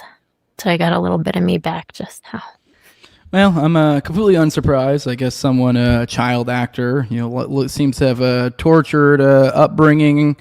Not too surprised they fell into an abusive relationship. Don't know how relevant that really is to her death. Could be. As I mentioned, the Virginia Giuffre one, it did seem pretty relevant there. But hey, at least a little bit of an insight into kind of what she was dealing with, what her life was like. Just rough. Rest in peace, Hayden Panettiere. I don't know, maybe we'll find out more, but it is pretty suspicious timing, as many people have pointed out. Right as she's dropping her memoir. I mean, I don't know, you never know, too, with these people. It's also perfectly believable that just they couldn't deal with the pain anymore. If things were really that rough and they had enough things going on, but hey, that's never really the option. I know not to get too corny, or not an option. It's obviously always a option, but it's not the option you should take. It's never really a good idea to do that sort of thing. So just I don't know. Just say, I don't know. Just awful to see, especially if it is like taking your own life. Definitely something. Definitely a stupid choice. Something could have been done about it. Pretty awful seeing a child lose her mother. Not quite sure what their relationship was at the time. But either way, pretty awful. With that, let's roll with the chat, say some more good mornings, and then we will get into our coverage of the great debate, get into all that, and then, I don't know, maybe, I don't know, are we going to have to cut it for time? I may have to cut my Mulebug coverage and save that for tomorrow. I spent too much time on the Hayden Panettiere stuff. But with that, let's get into the chat. Good morning, Eddie. Says, haven't made it to a morning dump in months. Hope Jose in chat is all doing good. Doing good, man. Things are going well. Hope you're doing good. Who else we got here? Good morning. Good morning. Here's Eddie says, if she was famous since age 7, I doubt what that happened for the first time when she turned 18. Exactly. Also pointing out, she was starting to write about all her past grape experiences in a journey. I think that's what they call it in the biz, a motive. Now, I don't know. I haven't read the book, as I said, so I don't know the specific things in there. I've just seen other people chattering about it. So the context I've picked up from the ethers, there's implications of a strained relationship with her mother, and people have kind of, I think, intuited other things. I think she kind of did the thing where like she implied some things but didn't directly say some things. Hell, even in that clip we just played a bit ago, she didn't name the name of the producer. Even still, she's still like, so I think she's kind of doing this in between thing. So, which, I mean, you gotta think there's all sorts of legal stuff that goes into any sort of things like that. I'm sure she had to literally have that book run through legal. And who knows, maybe some of the claims they pulled names, this or that, because like, you will get sued. So I don't know. Anyways, moving on, let's check in. Good morning, Sirhan Solo. Good to see you here. Good morning, Ray and Cap. Saying abuse is bad. Yeah, I know. That did come off goofy. Whatever. It is what it is. It is bad though. I know. I guess I was trying to express that it was like, I did feel like we were getting a little bit off-field topic, I guess, but I also didn't want to make it sound like I was like, fuck it, who gives a shit, like domestic abuse. I was more just trying to drive home the point that, like, I guess really cover the bases, like, hey guys, this is bad, but like, I don't know how much this has to do with that. So that was, I guess, my way of deflecting away from that. Tom says, I can't imagine reading some shit like that on a public video. This guy's a creep for having this show. Who are you talking about? What did I just fucking... who? Which one? What are you talking about there? Molba... I'm not sure. I'm missing your... Here's Eddie. He says, why does the podcast host look like he does podcasts on weekdays and plants bombs and pagers for Masada on the weekend? All right, let's keep going. Oh, here's Tyler says, enjoying the show while waiting for my online court appearances in 30. We're going to have to get you back on the show one of these days here, bud. So let me know whenever you're available around the normal time we are. Hit me up. I know your schedule's usually all over the place, being on the other coast and actually having a real job. So but with that, let's go ahead and get into our second segment of the day, Fedslop versus Psyslop. We'll see if it's the last one. It may be the last one. I think we may end up cutting the old mole bug dig for tomorrow. But let's jump into it. Here's my take before we jump into it. My big brain take overall on the great debate as the Candace versus Andrew Wilson. Here's my take. Nobody won. Candace is a glowing retard. Andrew can't open jars and has more or less the same amount of glow. Fedslop or Psyslop versus Fedslop. Don't waste your time. Stop outsourcing your thoughts to these people. If any of you guys did waste your time on that, I feel really bad for you. It was very underwhelming. It was fucking lame. But I mean, if any of you guys have differing opinions to me on this, just know this. I get so frustrated when people try to disagree with me in the comment section, because whenever I make a post, I know that I'm right. So for you to come in here and try to argue with me, it's just disingenuous, and I feel like you're trolling. So I feel like this shouldn't be allowed. It shouldn't be allowed whatsoever to disagree with me in the comments, because I'm right. I'm never wrong. So just stop trying to disagree with me. I know you're a troll, and I'm going to block you. Obviously, I'm goofing. That's me being silly somewhat on this. I just was kind of playing off. I think that what I'm getting from the people out there, the who won, I'd say it's mostly people running around saying Candace won with those vibes, those Clav vibes. That clip I just dropped, she obviously won. You guys are stupid if you think otherwise. Like, how dare you disagree with me? Oh, you guys are proving how fucking disingenuous you are. Yeah. It's like that sort of vibe. Like, it's like beyond the pale that you could think Andrew won, and then maybe to a lesser degree, we are getting some people kind of doing the same thing with Andrew, but definitely to a lesser degree. And then you have people like me saying nobody won. This was underwhelming. This was lame. This was fucking stupid. Nobody won this. Although I will say technically, I guess it depends on what you mean by won. I guess, which we will come back to. But with that, let's kind of talk about how we got here in the first place. Apparently, there's it started, I guess, from Andrew Wilson essentially throwing out a bounty saying $300,000 will make this happen. And I think the understanding was it was a little bit of a confusing debate, is my understanding too, like the setup. Like it didn't have like a traditional, what's the word I'm looking for? Why can't I even think of it? Why can't I think of the premise? I mean, there's another word I'm looking for. I feel really stupid. It's on the tip of my tongue. The word for, the main whatever of a debate, whatever. Anyways, it was almost like they had two competing ones, and it was my understanding one of them was Andrew Wilson's claim. So it was like essentially competing claims. You had Andrew Wilson's claim, and then you had Candace's claim, which is kind of confusing because usually it's like one takes a positive and one takes a negative of some specific claim, as opposed to this weird competing claim things, because essentially allows for third option, because let's be real, it's a false binary. So what's occurring is anyways, so the two propositions is Andrew Wilson's, I believe, is something along the lines of this overwhelming evidence that the state's case is correct, or something vaguely along those lines. And on the flip side, you had Candace, who was saying there's overwhelming evidence that that Tyler Robinson is a patsy. And obviously the patsy being qualifier, that means he still could have shot it, but he still could have been involved, but he's not like the lone wolf essentially. So those were the competing claims.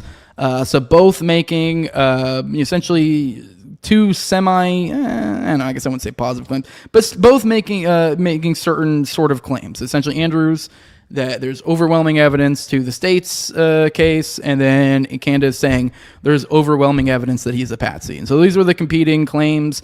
And like I said, it's a little bit of a misnomer because it doesn't really give you this clean, true binary. You kind of, there's a third option here. So, which is kind of where I fall, and I think they're both kind of stupid. I don't think there's overwhelming evidence that the state's case is correct, but I also think I actually think it's more ridiculous to say there's overwhelming evidence he's a patsy. Like, there just isn't, which I guess we'll come back to. But either way, Andrew Wilson, he threw out the bounty, $300,000. There was some faggoty back and forth between him and Candace, and some gay, sassy, like, no this and no that, and kind of look, I would be honest, I thought it was probably not going to happen. It was just going to be this dumb little, because I've seen it happen a few times where somebody challenges Candace on something and it becomes this weird gay back and forth, hemming and hawing over the specifics, and then everyone gets involved and it's like, oh yes queen, oh go off king, and it becomes this weird gay thing, whatever that was. So we had this whole weird hemming and hawing period, and there's this money, this $300,000 bounty got thrown out, and then apparently this ended up becoming a give, send, go later. I don't know. I didn't really get caught up in the drama of all of this. Some people did, and how gay, how poor you are, this, that. I don't know, whatever. The whole money thing was a bit of a kind of almost a red herring to all of this. It does feel a little bit kind of gross that you even needed $300,000 to argue this. I mean, I can understand the idea of like the $300,000 to bring you to the table, but I think once you accept, I feel like the smart move as like a Candace particularly would be like, well, we'll waive it, or we'll do this, or we'll whatever. But apparently, yeah, this $300,000 she accepted. This became a give, send, go thing of sorts. Here's a little excerpt, I think, that explains a little bit more here. It says that the debate does not take place. It was early, I guess, the $300,000, because he made it like a GoFundMe thing, will go to benefit the children of Charlie and Erica Kirk. So I guess that money, if it didn't happen, if it did occur, the funds will reimburse Andrew for the personal money he's put. So Andrew supposedly put up the money. That's the claim. And then this $300,000 that he was raising online was to cover the money put out. And then anything after that will support his continued efforts. So anything after that, I guess, would go to him, I guess. So that was the setup. Just feels kind of weird, a little unnecessary. I get the idea of like catching your eye. But either way, so there's this whole money aspect of all this. So, which is kind of a whatever. Fairly worth mentioning. That's how we got to here. I guess before we get to some clips and stuff of this, I guess I would like to give a little surface level justification of the Fedslop versus Psyslop. Although if you followed this show for any period of time, or any of the times we talked about Candace, or say when I had Dana Duda on the show to talk about the Candace conspiracy, the Candace TPUSA conspiracy, or when we had her on Already Dead. I mean, you're fully aware of how this stuff, but just surface level, I have a couple fun little clips, just at a very surface level, kind of fun, catchy way. I have a couple clips for you kind of to that effect. So here's George Farmer first off. Just like I said, just a quick justification of the name of the thing, and not going to mire ourselves into the conspiracy of it all through all of this. We will focus more on the debate, but just to kind of put it in framing. Here is George Farmer saying he was trained by the Jesuits. So just to first off, just to set it up. Don't get too worried. There will be the other side as well. The other side is just as glowy. But here you go. Let's watch this. And so I started attending weekly sessions of the RCIA and being trained by the Jesuits at the time, actually. Did I get CIA in there too? Let's listen to that again.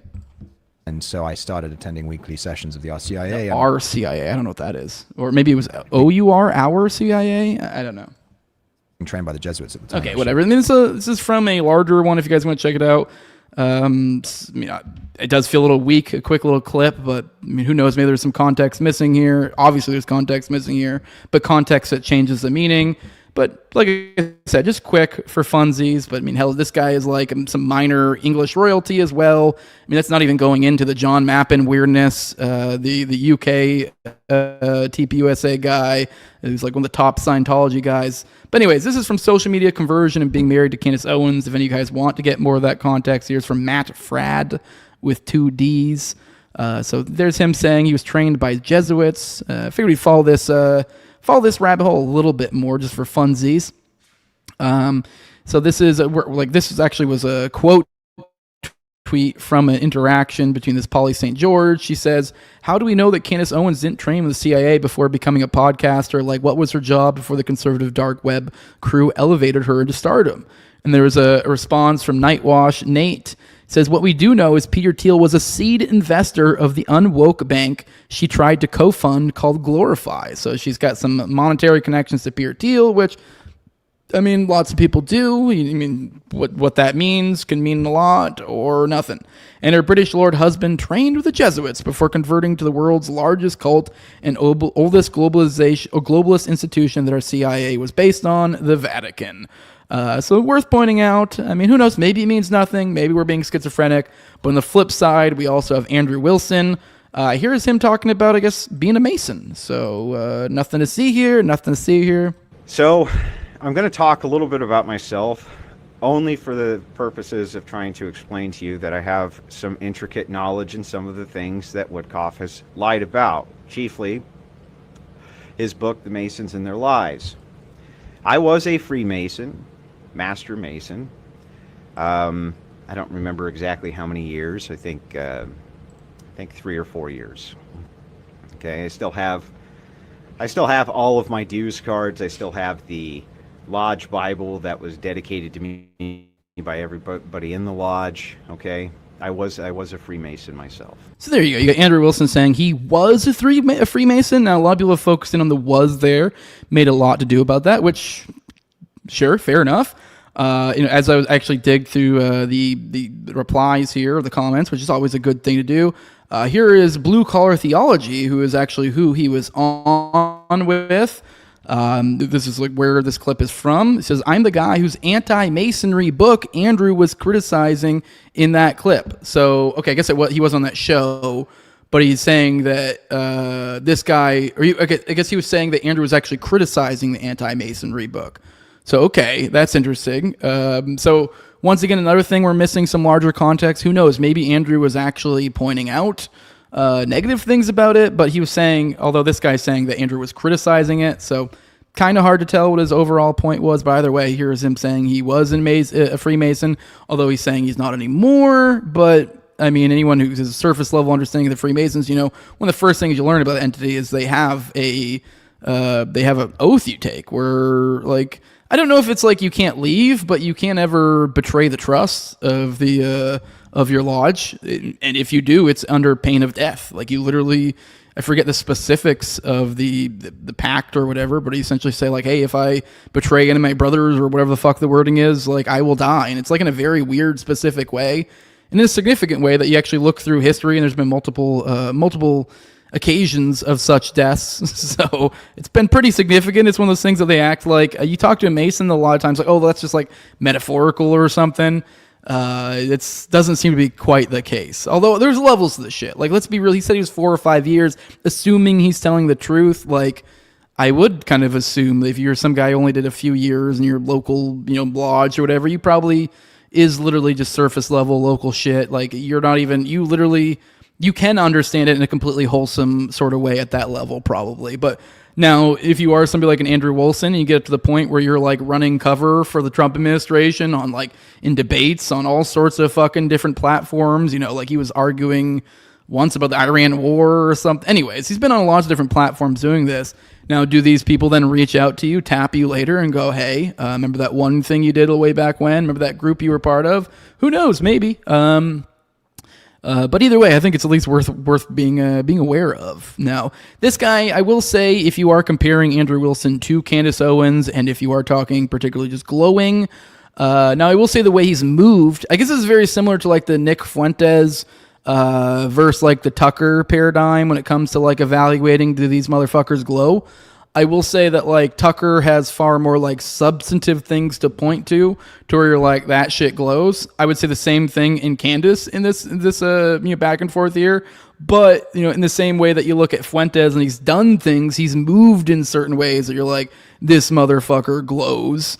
Perhaps I'd say Andrew does the same thing. He's moved in very glowy ways. Now, as what I'm getting at here, now that's weaker ground to stand on, I would say. It's, as I said, it's less substantive, so bear that in mind. But either way, still glows nonetheless. We're not working in binaries here. We're working in a spectral analysis, but just worth pointing out. But he has, like I said, he's been on all sorts of, I know he was arguing with Owen, I can't remember his name. The guy used to be on InfoWars, Owen, whatever. You guys know what I'm talking about. He was arguing with Andrew on some large platform a while back, essentially arguing on behalf of the Epstein, like the Epstein cover-up, the Iran war, like all sorts of crazy shit. So this guy is kind of taking his little debate tricks and taking it on the road for the establishment. So, and even then, even with that, regardless of whether he is like literally like their tool or if he's just doing it for the love of the game, either way, he's essentially running cover for the establishment. So whether he's doing it of his own accord or somebody else's, kind of a little bit beside the point. But either way, there's your little point out how these guys glow. Now let's get into the back and forth of who won, who did what, whatever. Here's Candace saying just seeing their debate yesterday has eclipsed 3.1 million views in 18 hours. Truly amazing. Thank you to everyone who took the time to watch. This really was such a great win for those of us who kept our heads down and studied this case from the very first filing, while being relentlessly attacked from people who, as Andrew Wilson so perfectly demonstrated, know literally nothing about it. We'll have much more to say on Monday, but wanted to just thank our audience for taking the time to watch. To which Andrew Wilson responded, "Great win, how?" She admitted she had no evidence for anything over and over and over again, and that her entire case hinges on vibes and feelings. We have entered a post-truth world. Politics can't be evidence-free and feelings-based. In that point, Andrew is correct. Now, let's keep moving on. Let's check in on some other people's takes on this. Here's Nick Fuentes. And here's a back and forth he had with Candace Owens. Here's his take on it. He says that debate was basically unwatchable, which I would pretty much agree with him. For certainty, guys. For certainty. Or is it certainly? For certainly. I don't know, whatever. By the way, anyone out there who wants to get something that goes really viral, I'm surprised. I was looking for it before the show today. I figured I'd play it in like the intro. I can't remember if it was for certainty or for certainly, because now I'm mixed up. I know Nick Fuentes got it wrong because he actually talked about it. I noticed it when I was watching it. I watched the debate, and I swear, she said for certainty, or I think it's for certainty, not for certainly, but one of the two. And she must have said it like 100 times. And the way she said it makes no fucking sense. It's just a weird euphemism she uses over and over again. But I'm just saying, somebody out there, if you want to have a banger, like just make a supercut of all of those. But because there's already like an account that like is dedicated to her mispronouncing stuff, and I thought it would be there because it's not a mispronunciation, but like it's still a weird like I guess that's not really. I don't think it's. Anyways, just throwing it out there. I was looking for that, I couldn't find it. So if someone makes it, feel free to tag me. I'll retweet it because that would be a fun one. But yeah, that was, anyways, says what is truly striking is how Charlie Kirk has become a background character in the endless soap opera about his own murder, which is true. The story now revolves around the raging narcissist narcissist Candace Owens and the mass psychosis she has induced. Candace Owens says, in other words, you publicly said you were backing Andrew Wilson, are now coping with the fact that he lost badly. Ha ha ha. Laughy face, laughy face. Oh, here you go, actually. So he says, I'd say it's for certainly, which that's actually my cue. I'm almost 100% it's for certainty, which is, either way, both are retarded. It says a win that you pocketed another $300,000 plus AdSense money before Tyler Robinson is for certainly going to be found guilty and hopefully executed. Fitting end to the most successful political grift of all time besides Trump. So just admit you picked the wrong horse. Don't spike your ball and go home, Nick. It says, what exactly is the argument that you think you won? I think the first hour was debating the definition of the word inference and overwhelming. Complete waste of time, but of course, you are the center of attention and made money. That's the win condition for you. To which Nick is 100% correct. Now, this guy right here, this guy is like, I've been trying to not give completely, I guess, all of my take on the specifics, but this guy kind of nails where I'm at right here. Because I didn't want to bury it for this guy. It'd be kind of weird, just redundant. But here's Joel Comm. He says, I watched the entire Real Candace Andrew Wilson debate. I'm stunned at the number of people who don't understand how a debate is judged. It says the central dispute was whether the evidence supports the allegation that Tyler Robinson killed Charlie Kirk or whether Robinson was framed as a patsy. Now, as I pointed out before, that's a false binary. How do I put this? Like, it's not like those two claims. The claim, I don't know. I guess it's not. It is kind of either or. Like that you can't support. I guess I would say both can't be true. But there is still that doesn't necessarily mean you have to fall into one of those two. You don't have to believe one of those two, I guess is what I'm trying to get at. Because like I said, it was, anyways, I just want to point out it's a little bit of a false binary in the sense that you can take another version. Like Candace is there's overwhelming evidence as a patsy, and then you have him saying there's overwhelming evidence that he did it. The state's case is correct. I'm saying neither of those are the case. These are... there is other positions. It's not overwhelming either way, particularly. Candace gave literally no evidence to substantiate her claims. None. Zero. That's true. Someone please point out fucking actual anything that you can really call evidence that's not based on trust me, bro. Please do. I've looked for it. That's kind of why I jumped off the Candace train. I'm very much like a sources-driven guy, and I was for a period of time kind of like, okay, interested in what the Candace game was about, and then as I'm looking for sources, you get to a certain point of enough trust me, bros of somebody told me, somebody said, somebody this, somebody that. You're like, I think you might be a little bit full of shit, and that's kind of where we're at. So he's, now I will say on vibes she won, which in a certain sense that is a win of its own. There were definitely basically no Andrew Wilson good clips, particularly, whereas Candace got him in a couple of good gotchas, made him look kind of foolish, and essentially got the clippable moments, essentially making it so on vibes Candace dominates for sure. Now I will say on the merits of the argument, I would say Andrew Wilson won more, I guess. I don't know if you're just putting it in I don't know, I guess if you're forcing me to give a win or a loss for either side, I'm always one to prioritize the actual facts, so I'm not going to really focus so much as vibes, and I would give Andrew Wilson the W. But even then, as I was kind of pointing out, he didn't prove out his case either. It's just that it really comes down to, I think, Candace, given the propositions, that she was more wrong on her proposition than Wilson was wrong on his. So, which we'll kind of come back more to that here in a moment. Now, so people were swayed by the gotcha moments. They think that because Andrew wasn't able to list the 7 counts, he somehow lost, which that was an incredibly rough gotcha moment. I'm not going to watch that. If you've watched, or not going to play that here. If you've watched any other Candace coverage, you've probably seen it already. You can probably just search it real quick on X or wherever you can find the clip. It's what everyone's talking about, which, to be fair, it was the dumbest fucking thing Andrew could possibly done. It was the most obvious thing. I remember watching it in the moment and being like, what are you doing? Are you fucking stupid? Why are you walking into this incredibly obvious trap? Essentially, the long and short, for those who don't know what I'm talking about, near the end of the debate, I forget how she essentially provoked the the topic or the question or whatever, but essentially it got to the point where Candace was able to ask him something along the lines of like, do you know even one of these charges or whatever? And that's kind of a bit of a gotcha. And then he said murder, and then she's like, well, technically it's aggravated murder, which sure, I guess it's technically different. It's just kind of one of those like silly things. And then I don't know why the fuck he would do this. This was like one of the dumbest things one could possibly ever do. I think he was feeling a little bit, I don't know, maybe embarrassed in the moment or something.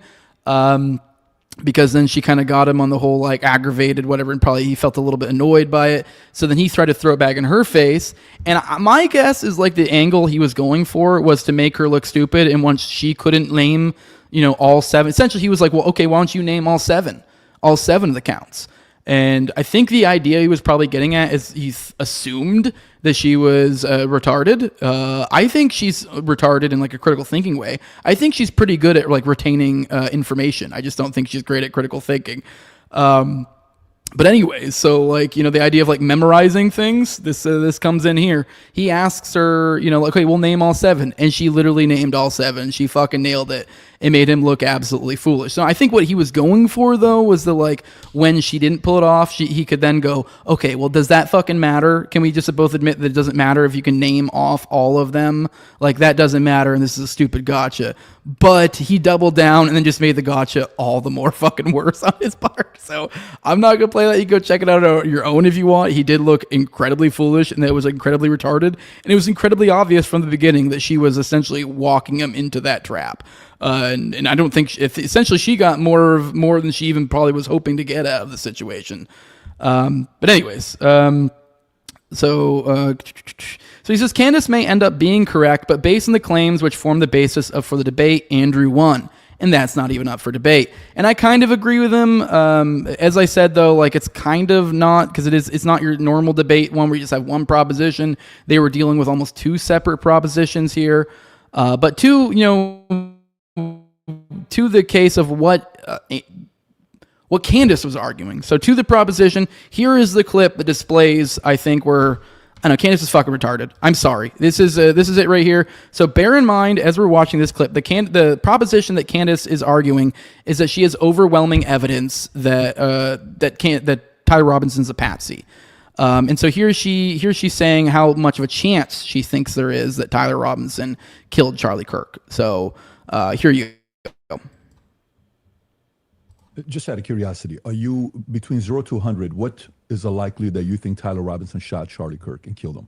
Based on the evidence right now, I don't know. I'd say 75, 85%. Candace? 0%. 0%. I'm at 0. So with what we've seen in terms of the evidence, I'm at 0%. All right, that, my friends, is what we call fucking retarded.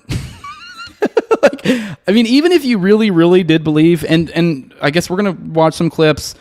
You can watch the full, 4-hour or whatever interview or debate if you want to, if you think I'm wrong, but you can search and search and search. I did not hear, I did not see, I have not seen anything anywhere near the realms of evidence provided by Candace. So like maybe I could understand, even if you did have actually something in the realm of evidence, I still would always struggle with saying that there's a 0% chance here. Like you would have to have some pretty crazy evidence for me to be like, there's a 0% chance that Tyler Robinson killed Charlie Kirk. Like that's insane. Like you got to have something, but she displayed absolutely nothing. So this is her level of rationality. This is where she's at. Now I will say Andrew, to some degree, I think sort of technically gives up his premise, or his as well, because his was, essentially overwhelming evidence that the state did it, and I would not say 75 to 85 is overwhelming. Now, we're a little bit semantic, and this is kind of, I guess, what I'm getting at, where, like, he sort of lost, she definitely lost. Like, that's the difference here.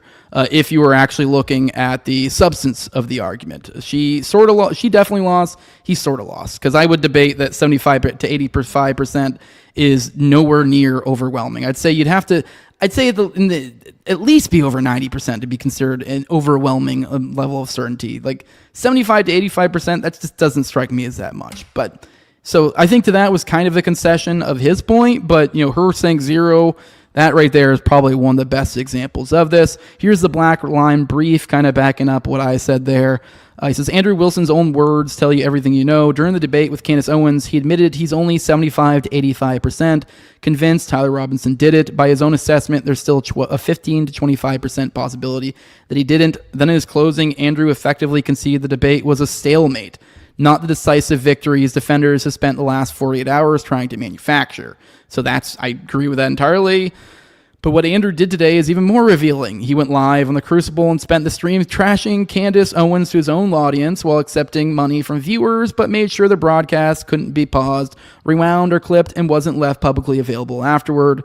If you're confident enough to say it live, have the courage to leave it up so everyone can hear your arguments, scrutinize them, clip them, and respond. Instead, the only thing we have is this 32-second clip.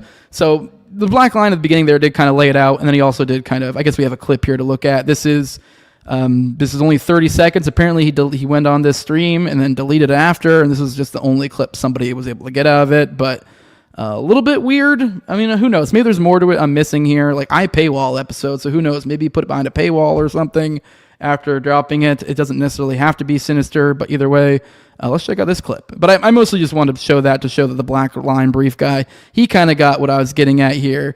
So he's saying there's a 15 to 25%. So on the flip side, yes, I think Candace did lose, but it's more that she lost more than Andrew lost, if that makes sense. In a certain sense, Andrew also did lose, but let's watch this clip. Might have shut down. There's a bunch of VTubers who are pretty supportive of you. Are you much of a VTuber watcher? Not really my thing. There is one, what's that guy's name? He's pretty funny.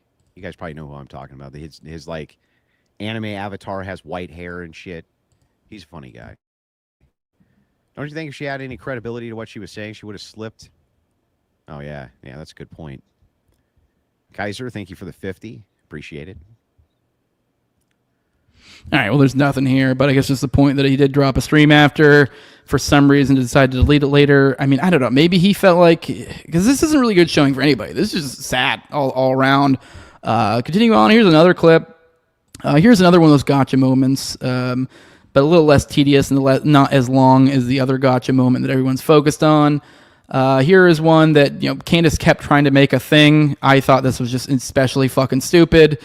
Essentially just digging into the social dynamics of how Andrew initially interacted with Erica online. I guess at one point he called her retarded or something, said she was too retarded to kill her husband. And so Candace spent a good amount of time focused on that, and then kept bringing it up over and over again, kept pointing like, oh, you said, oh, she's retarded. Oh, she's too retarded, which I don't really know what that was other than just some weird mean girl shit to kind of point to, like, oh, you said, like, just like almost like weird social shit talking, like, and he just kind of like, yeah, I said that. So she just kind of continually bring it up. I guess more just an idea to like chip away at his audience, I guess, because I guess she's assuming there's a bunch of Erica lovers. It just came off as just weird, just bitch shit, honestly. But either way, for those who care, here's that clip. When you tweeted Erica's too retarded to kill her husband, yeah. Would you like to explain how you developed your evidence, your positive evidence for the fact that Erica was retarded? Yeah, sure. So Yeah. I just think all women are retarded. Oh, so you're allowed to just say stuff. Who knew? So You and just by asked the way, me. and Like, what dramatically transformed your opinion of Erica after going to the headquarters? Because you were pretty hostile about. I wasn't hostile towards them. You don't think calling somebody too retarded? No, is come on. That's like normal tongue-in-cheek stuff for me online. Oh, you're being tongue in cheek. Usually when I call someone retarded, I'm being tongue-in-cheek, yeah. So she tried to get him on that, kept bringing it on up over and over again. Here's another clip. Here is one getting into the whole French Foreign Legion stuff. I think another good example, here's another good example, too, of kind of what I'm getting at, too. Like, where I'm like, why are people trusting this bitch? Like, okay, I guess I'll kind of let the clip speak for itself, but this is kind of getting into what evidence you have to support the supposed French Foreign Legion angle that they're supposedly trying to kill her or whatever. And it really is just kind of comes down to, trust me, bro, that's really all it comes down to. So let's watch this clip. And if you do say that and they contact that individual, obviously. Which is, I guess, to back up a little bit, which I just want to point out, which is fine. but you say that, and then you don't ever really flout it about as evidence, which she does the thing where she literally says, like, well, this is my confidential, this is my anonymous, whatever the fuck, but you really just got to trust me, and you should just trust it based on the fact that I've been so, like, she literally is like, well, based on my reputation. She's literally laundering her reputation, which anyone who knows Candace that well is like, now we're already in this other, this weeds area where now we're arguing her reputation, which is not fucking good. Let's be real, it's not good. So this idea that we're going to outsource it to her reputation, no, just let the facts speak for themselves, and this trust me bro shit should, like, if you are going to throw out trust me bro, you shouldn't throw it out in a way, especially in the context of when you are being asked about fucking evidence that would compel others to believe this way. You shouldn't be, dragging that out. You shouldn't be saying, well, I said on my show that somebody told me. And you're like, well, okay, well, is there anything to back this up? Well, just watch my show. So, all right, anyways, here's a clip. You don't have to leak your sources here.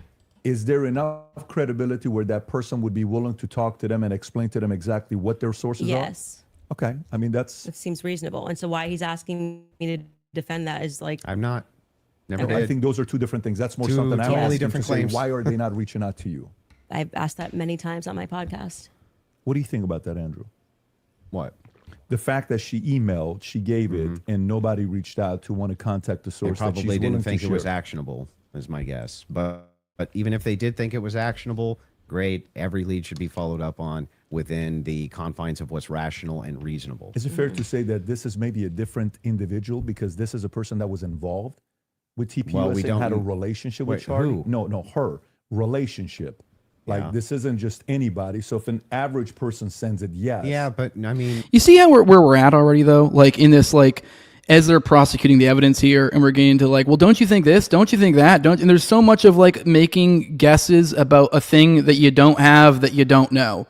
And it's like we're supposed to engage in this weird, like, well, wouldn't you think she would, or wouldn't you think this, if that? And you're like, I don't even have the initial, I don't even know the thing we're talking about here, other than some vague, whatever Candace said about it. So let's keep going.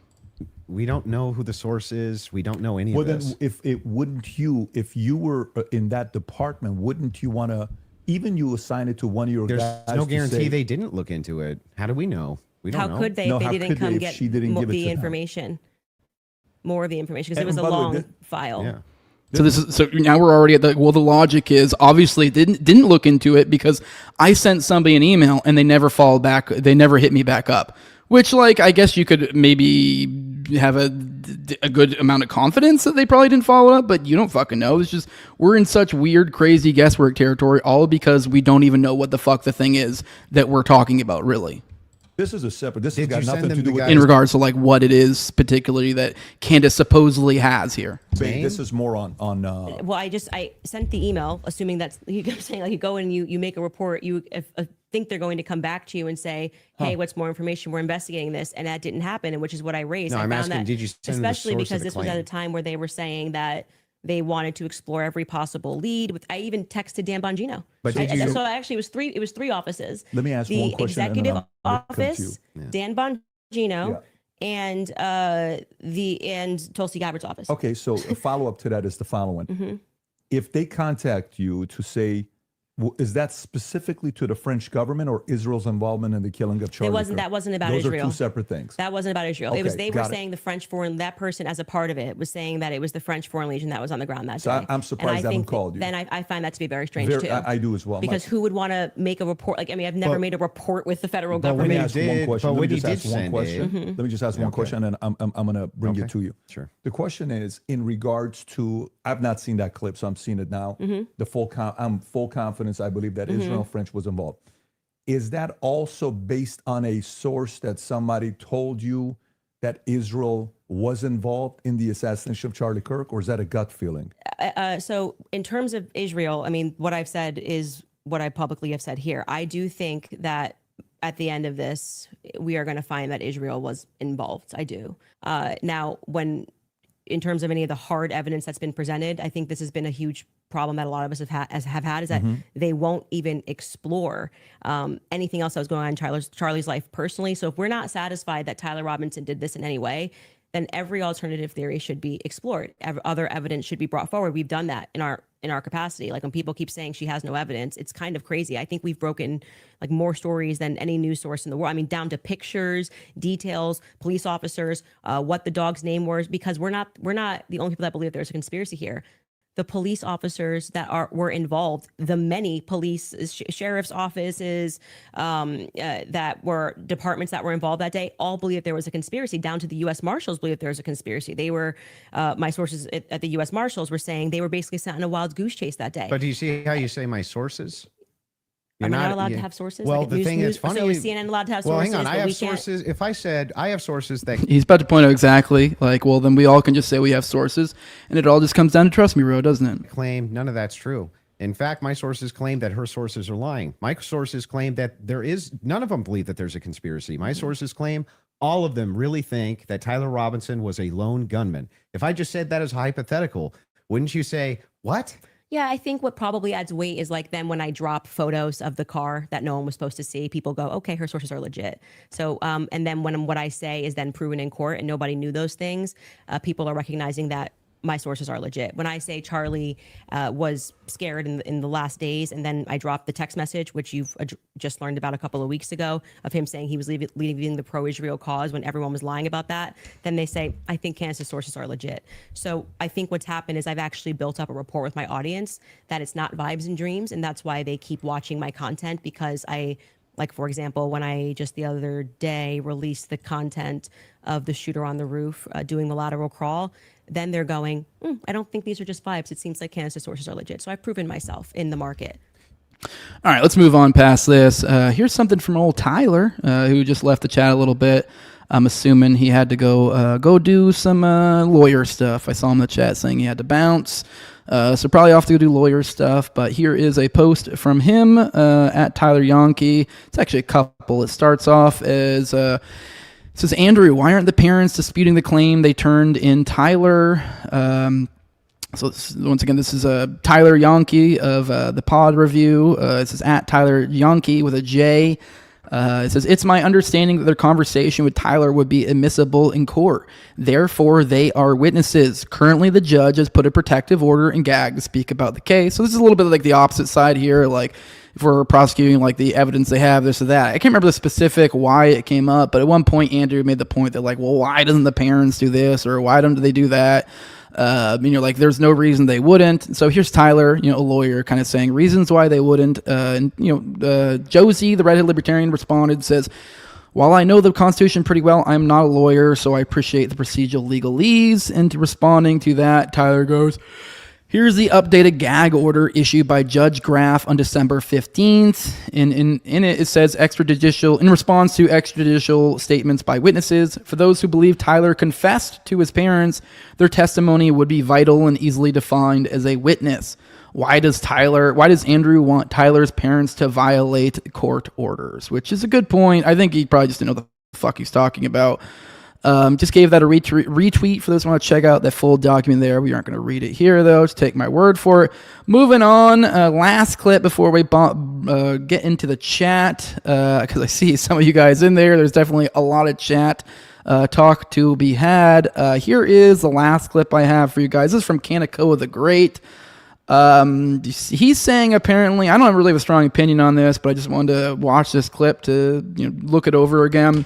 He says, Candace falsely claimed Tyler Robinson's defense didn't have his phone data by the preliminary hearing. They received his forensic phone extraction on March 13th, 2026. And then he asked Grok, is this accurate? He said, and then the clip here is that discovery this is Candace. I guess maybe we won't watch the whole clip.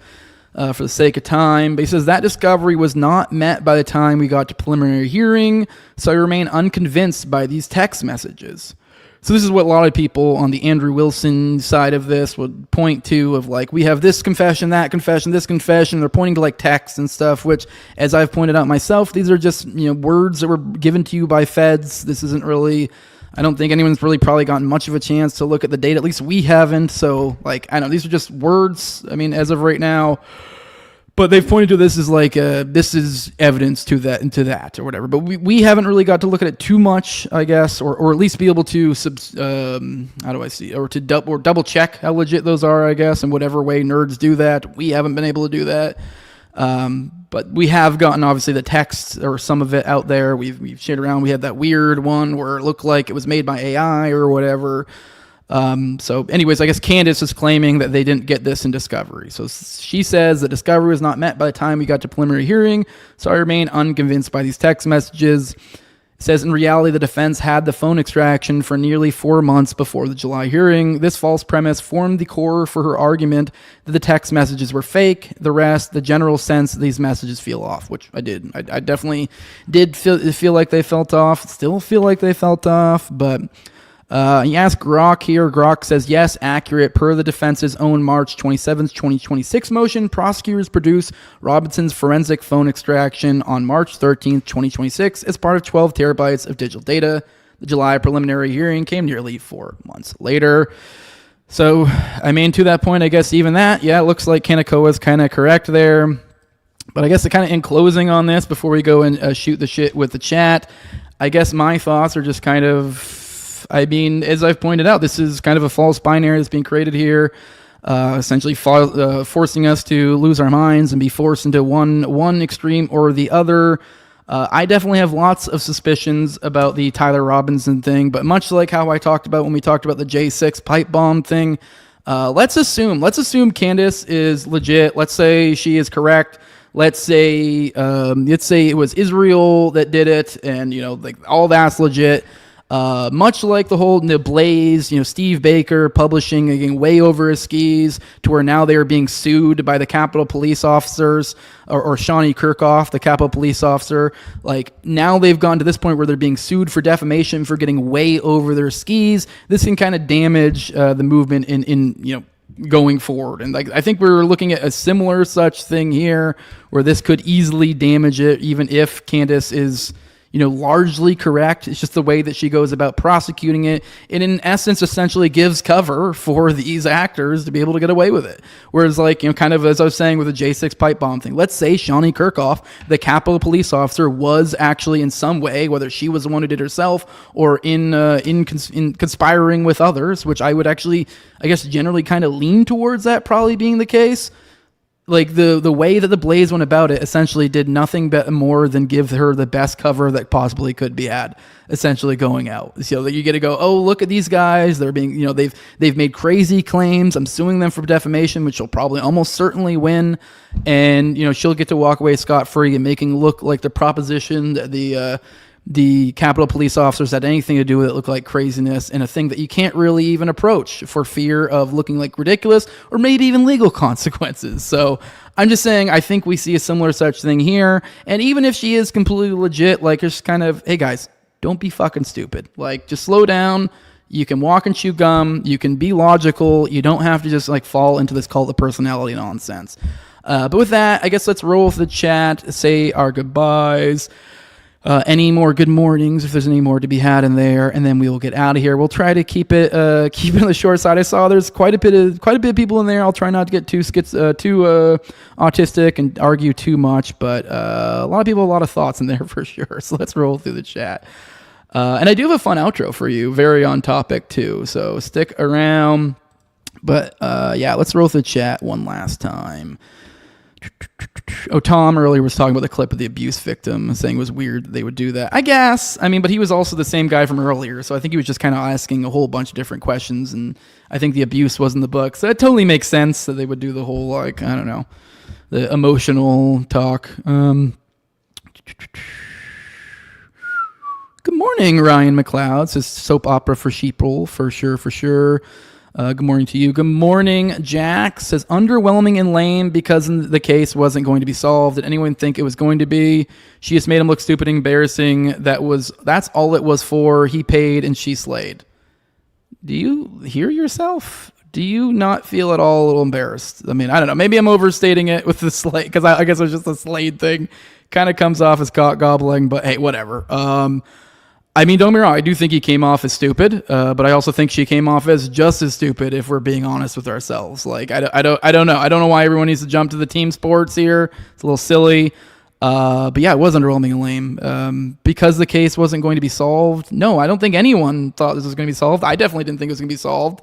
I just expected to come to a debate, and the claim was that she had overwhelming evidence that Robinson was a patsy. So I was like, okay, well, let's hear said evidence. I did not hear the evidence. And to be very clear, I lean towards that, very much so. So I'm just not going to give away, I don't know, my critical thinking skills. Here's Eddie Sato says, what's your general take on Charlie Kirk's murder? Erica TPUSA did it. Jay's Mormons, he's still alive in Valhalla. I mean, I really don't know. I mean, this has been such a circus. I don't believe the official narrative. I'll give you that much. That's kind of where I'm at now. I wouldn't be surprised if Israel's involved at all. Wouldn't be surprised if TPUSA is involved. I mean, I don't know. I mean, there's definitely a lot of sketchy stuff. Now, I would put them towards the top of the suspect list. That's for sure. But I'm by no means claiming I have any evidence. That's for damn sure. Just aside from perhaps maybe like circumstantial at best, you know. John Black says a water debate between Jose and Austin be more compelling. What else we got? Yeah, see, Tom says I don't think there's overwhelming evidence for anything in this case. Exactly. So,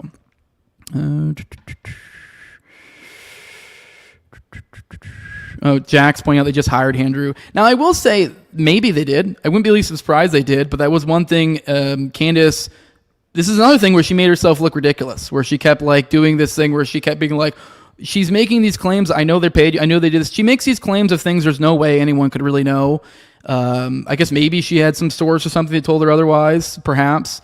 I wouldn't be the least bit surprised, but she very much the whole time was basically straight up saying, "Oh, I know they paid you to do here." Oh, like even like straight up from the jump, they're like, "Andrew, Erica, why don't you come out here? Why aren't you here?" And it's like, I mean, I don't know. It just she clearly is signaling that was what it just came off as gay to me. It came off as like you don't really know that. I mean, it's also perfectly believable that Andrew Wilson, given that he's known for being a debate guy, that he just wanted to be like, "Hey, I'm gonna nail this thing. This is probably gonna be great for his career, likely."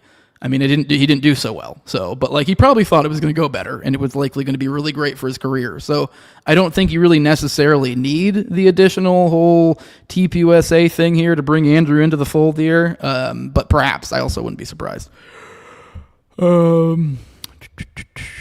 Here's Farm Girl says, I would say Candace won a bit more since she got paid through. Yeah, okay, in that respect, yeah, you definitely did.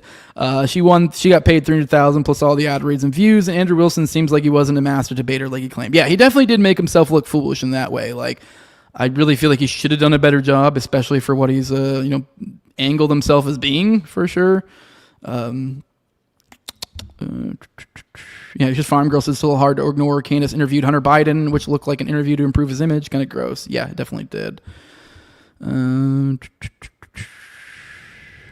Jack says, who doesn't believe it's more chance of passing than Tyler? It's like 70-30 by now. Yeah, I actually would probably, I kind of generally agree with that. Like, but that's not what the proposition ever was. And that's not at all how Candace has been going about this either. So,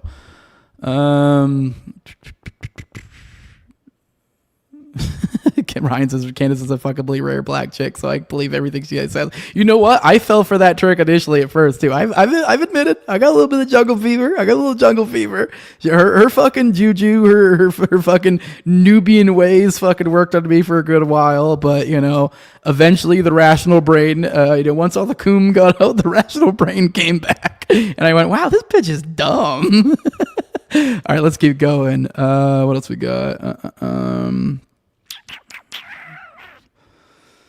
Podcaster Tyler says this dude never knows how long he's done something specific. Freemason for a few years, taught rifles years ago, military service a while ago. I would say on that, I've seen you, Tyler, getting on that a little bit about the specifics of because about his military service. I think I saw somewhere for one, I think he did like a year and got kicked out for like medical discharge. So I think part of that's kind of a little bit of I don't know if I necessarily want to say embarrassment, but like it sounds weird and you're like, I guess it is kind of embarrassment, but most people aren't going to want to be like, oh, I did 5 months in the military, because you're like, wait, what? And you're like, but so assuming that's true, it is. I do think the whole like timing things, like a whatever.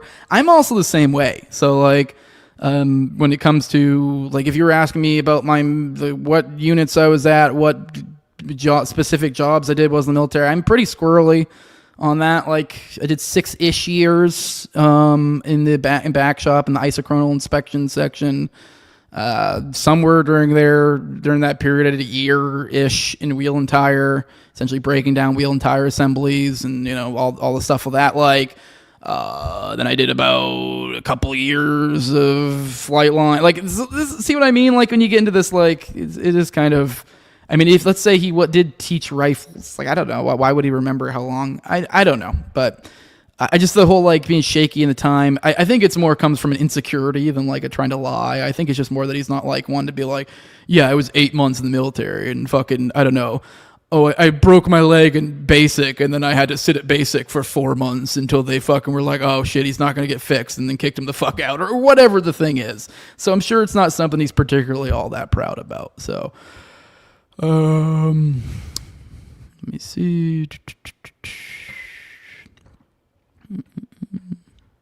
And then podcast, Tyler says he also then said he didn't serve. Now, I would say to that, though, because the hidden not serving, I think is like, I don't even think it's necessarily a lying thing. I guess it technically is, but it sounds like he did such a little amount of time that like one would debate whether they would even consider it to be military service for oneself. Like I know if I had gotten kicked out like before I even completed all of my training, which is what it sounds like probably for him, or he had just finished training, it's probably not something I wouldn't really tell people that I had military service really, unless it really mattered for some fucking reason. So that's probably why. He kind of didn't. He did, but he didn't. He's Schrodinger's military member. So I think that's the case there. What else we got? They're Kalshi odds on Erica being Candace in whiteface. That's pretty good. Eddie says, I'm not on the Candace train either, but I think her main point for him being a patsy is that people in power are intentionally lying and over-representing their proof, i.e. crystal clear video, which is, yeah, that's true. When she's just in that realm, that's fine. You watch the show enough, that's basically where I hang out. I'm like, that's wild, that's crazy, that's this, that's that. But she's definitely overstated things big time, like, and to a ridiculous degree multiple times now. All right, let's keep going. Podcast review says you can lose the debate and be right on topic. Yes, you are technically correct, because typically, I guess the way they are graded is usually by the audience. But if we're being logical, and you know what it means, like, yes, if you are grading it by the audience, it really is how you do it. If you're going to be autistic, like we are do here, and we're focused on the things that matter, I guess it does matter the social distribution of these ideas. But at the end of the day, like, who's right? What's the logical things here? Like, I think if we're being honest with ourselves, like if we're looking at it on the facts, like what was being argued, Andrew Wilson won, but if even that though, like I said though, it's a very, very weak W. And even then, if you do then flip it over to like you're basing it off the audience, then Candace absolutely fucking drops her balls in his mouth. Like it's like ridiculously over the top. So he says Andrew was not up on the case. Exactly. Yeah, he definitely should have been. Yeah, definitely came off looking ridiculous. And it was embarrassing based on paying for the money, insisting on debate on Rogan, and he acted more emotional. I don't know if I necessarily agree with that. I don't know. I don't remember any particular emotional things. Maybe you're correct. I think she was a little bit more emotional, to be honest, but she is a woman, so I mean, whatever. That's what else we got?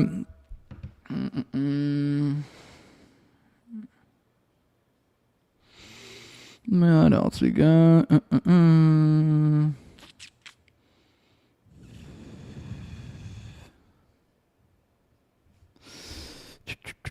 And then we got Jack in here saying he agrees there's a 0% chance that he did it. The evidence right now is nothing.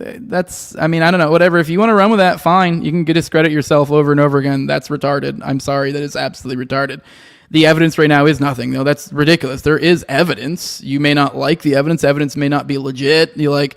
But there's, okay. I guess how do I say this? Like, we haven't seen a lot of it, so like we haven't able to back up a lot of it. And there's a lot of like wait and see when it comes to this stuff. The defense may hold a lot of it, but there's definitely evidence out there. I don't know. I don't really know. And even then, that wasn't really the question. Now, I guess maybe you could get into some semantic argument and say perhaps there is no evidence being provided by either side whatsoever. But even then, now you take into a different territory when the question, the 0% thing was like, what do you think the likelihood or that he did it essentially, or vice versa when it comes to anyways.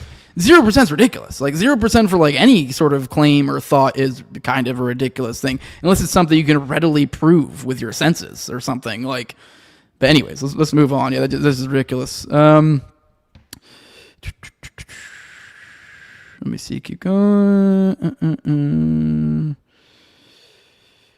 And he gets Jack saying, acting like the feds never frame people, but you'll believe Operation Gladio. Yes, bro, it happens.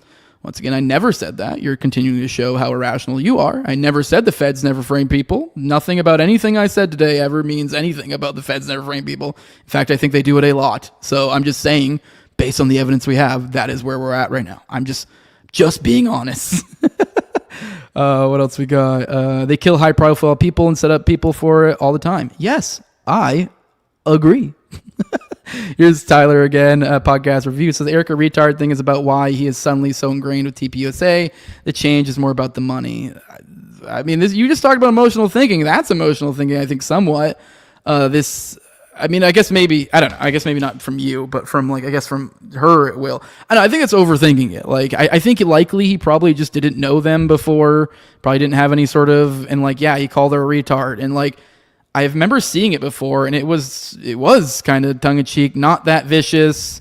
I mean, it was kind of just a general, she's too retarded. It didn't really seem overly vicious, and it was just kind of a ridiculous throwaway, whatever. So, and now he's suddenly so ingrained. I don't think, they act like it's this crazy about face, as if he, hated Erica a moment ago, and now he doesn't. I don't think that's the case. I mean, I guess he also did make comments about them being fembots or having feminism running amok there. But even then, he still was I still believe that. So he never pulled away from any of that. So I don't know. I just think that was very much a reach from her side of things. Good morning, Big Fights. I don't know if I said good morning to you already. This is Pickle Jar versus Schizoniqua. Jack, once again, I'll keep making fun of you. Said we all had that same gut feeling, but you too pussy to say it publicly. I've said it publicly multiple times here. I don't know what's. I have said I think it's probably likely that Tyler Robinson was not a lone wolf. He probably was in some way involved with some sort of larger operation of some sort, if I had to guess. That is kind of where I lean towards at the time. But I have no evidence of this. And I have no evidence. Anyways, this is retarded. I've said it publicly over and over again, that I think that's the case. So I don't know where you're getting at. See, even here, you're contradicting yourself. Even you're saying he's even talked about BB saying he didn't kill him right when he died. Yes, I did talk about that, and that stuff is very suspicious. But that's all just circumstantial stuff. So which I guess you could say is evidence, but at best, we're getting into semantic territory. It's insanely weak evidence, but it definitely looks sketchy. Jack's pointing out his sources are feds. So are hers, likely. Who the fuck are we talking about? She brings up Joe Kent all the time. Who do you, Joe Kent, Tucker Carlson, whose son worked for fucking JD Vance.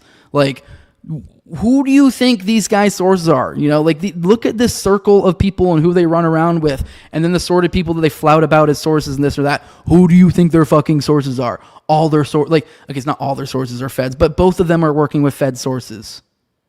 That's ridiculous. I don't know. And Ryan McLeod nails it here. 3 feds having a struggle session. Yep. Good morning, 6R. Good morning. Jax, once again, you're framing this as a gut feeling. She said she had overwhelming evidence that Tyler Robinson was a patsy. That is not expressing a gut feeling. If she says I have a gut feeling that Tyler Robinson is a patsy, no one would give a shit. But anyways, let's keep going. 6art nails it, and some internet debates are useless when unmoderated and done by 2 intelligence-related influencers. Yeah, PBD was a fucking joke, for sure. Let me see. John Black says, the very least, I question Andrew's motives. This feels very grifty. It does, for sure. But it's I could totally believe he's working in cahoots with these people, but he's also a grifter. So, this is also, right up his alley to do perfectly unprompted by other actors too. So Candace has some personal motive, but it still feels very grifty as well as counter programming. I don't give a fuck about what influencer slop exactly. We know that LDS killed Charlie Kirk with temple garments on and the golden bullet found by Jacob Smith or whatever. That would be, I wouldn't be surprised. There's some interesting digs when you go there. Good morning, Afares. Good morning, good morning, good morning, Mustache. Good morning, good morning. Okay. We're making friends again, Jack. All right, yeah. So the Slade part was gay as fuck. I'll admit that. Okay. Me and you, we're back on, bud. All right, what else we got? Let me see.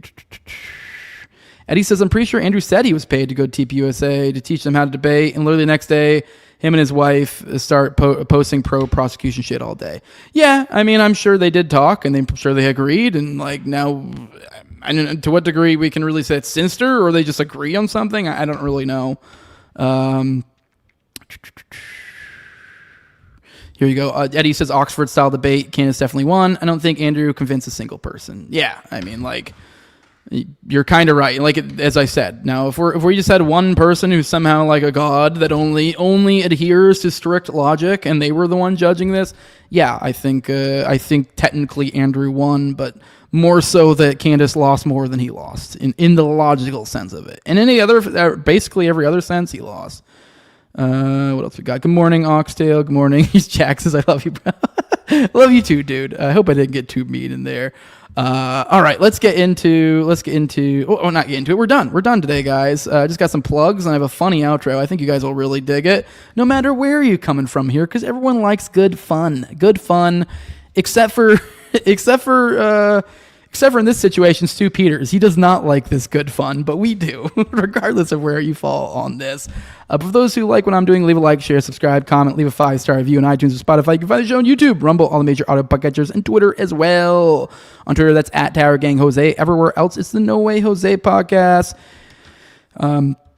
And if you want to support the show the best way you can do the money over at patreon.com. There's No Way Jose 2020. The lowest level is $2. That gives you access to early episodes. QR code right here takes you same place. You get over there. We have 3 or 4 behind the paywall any given time.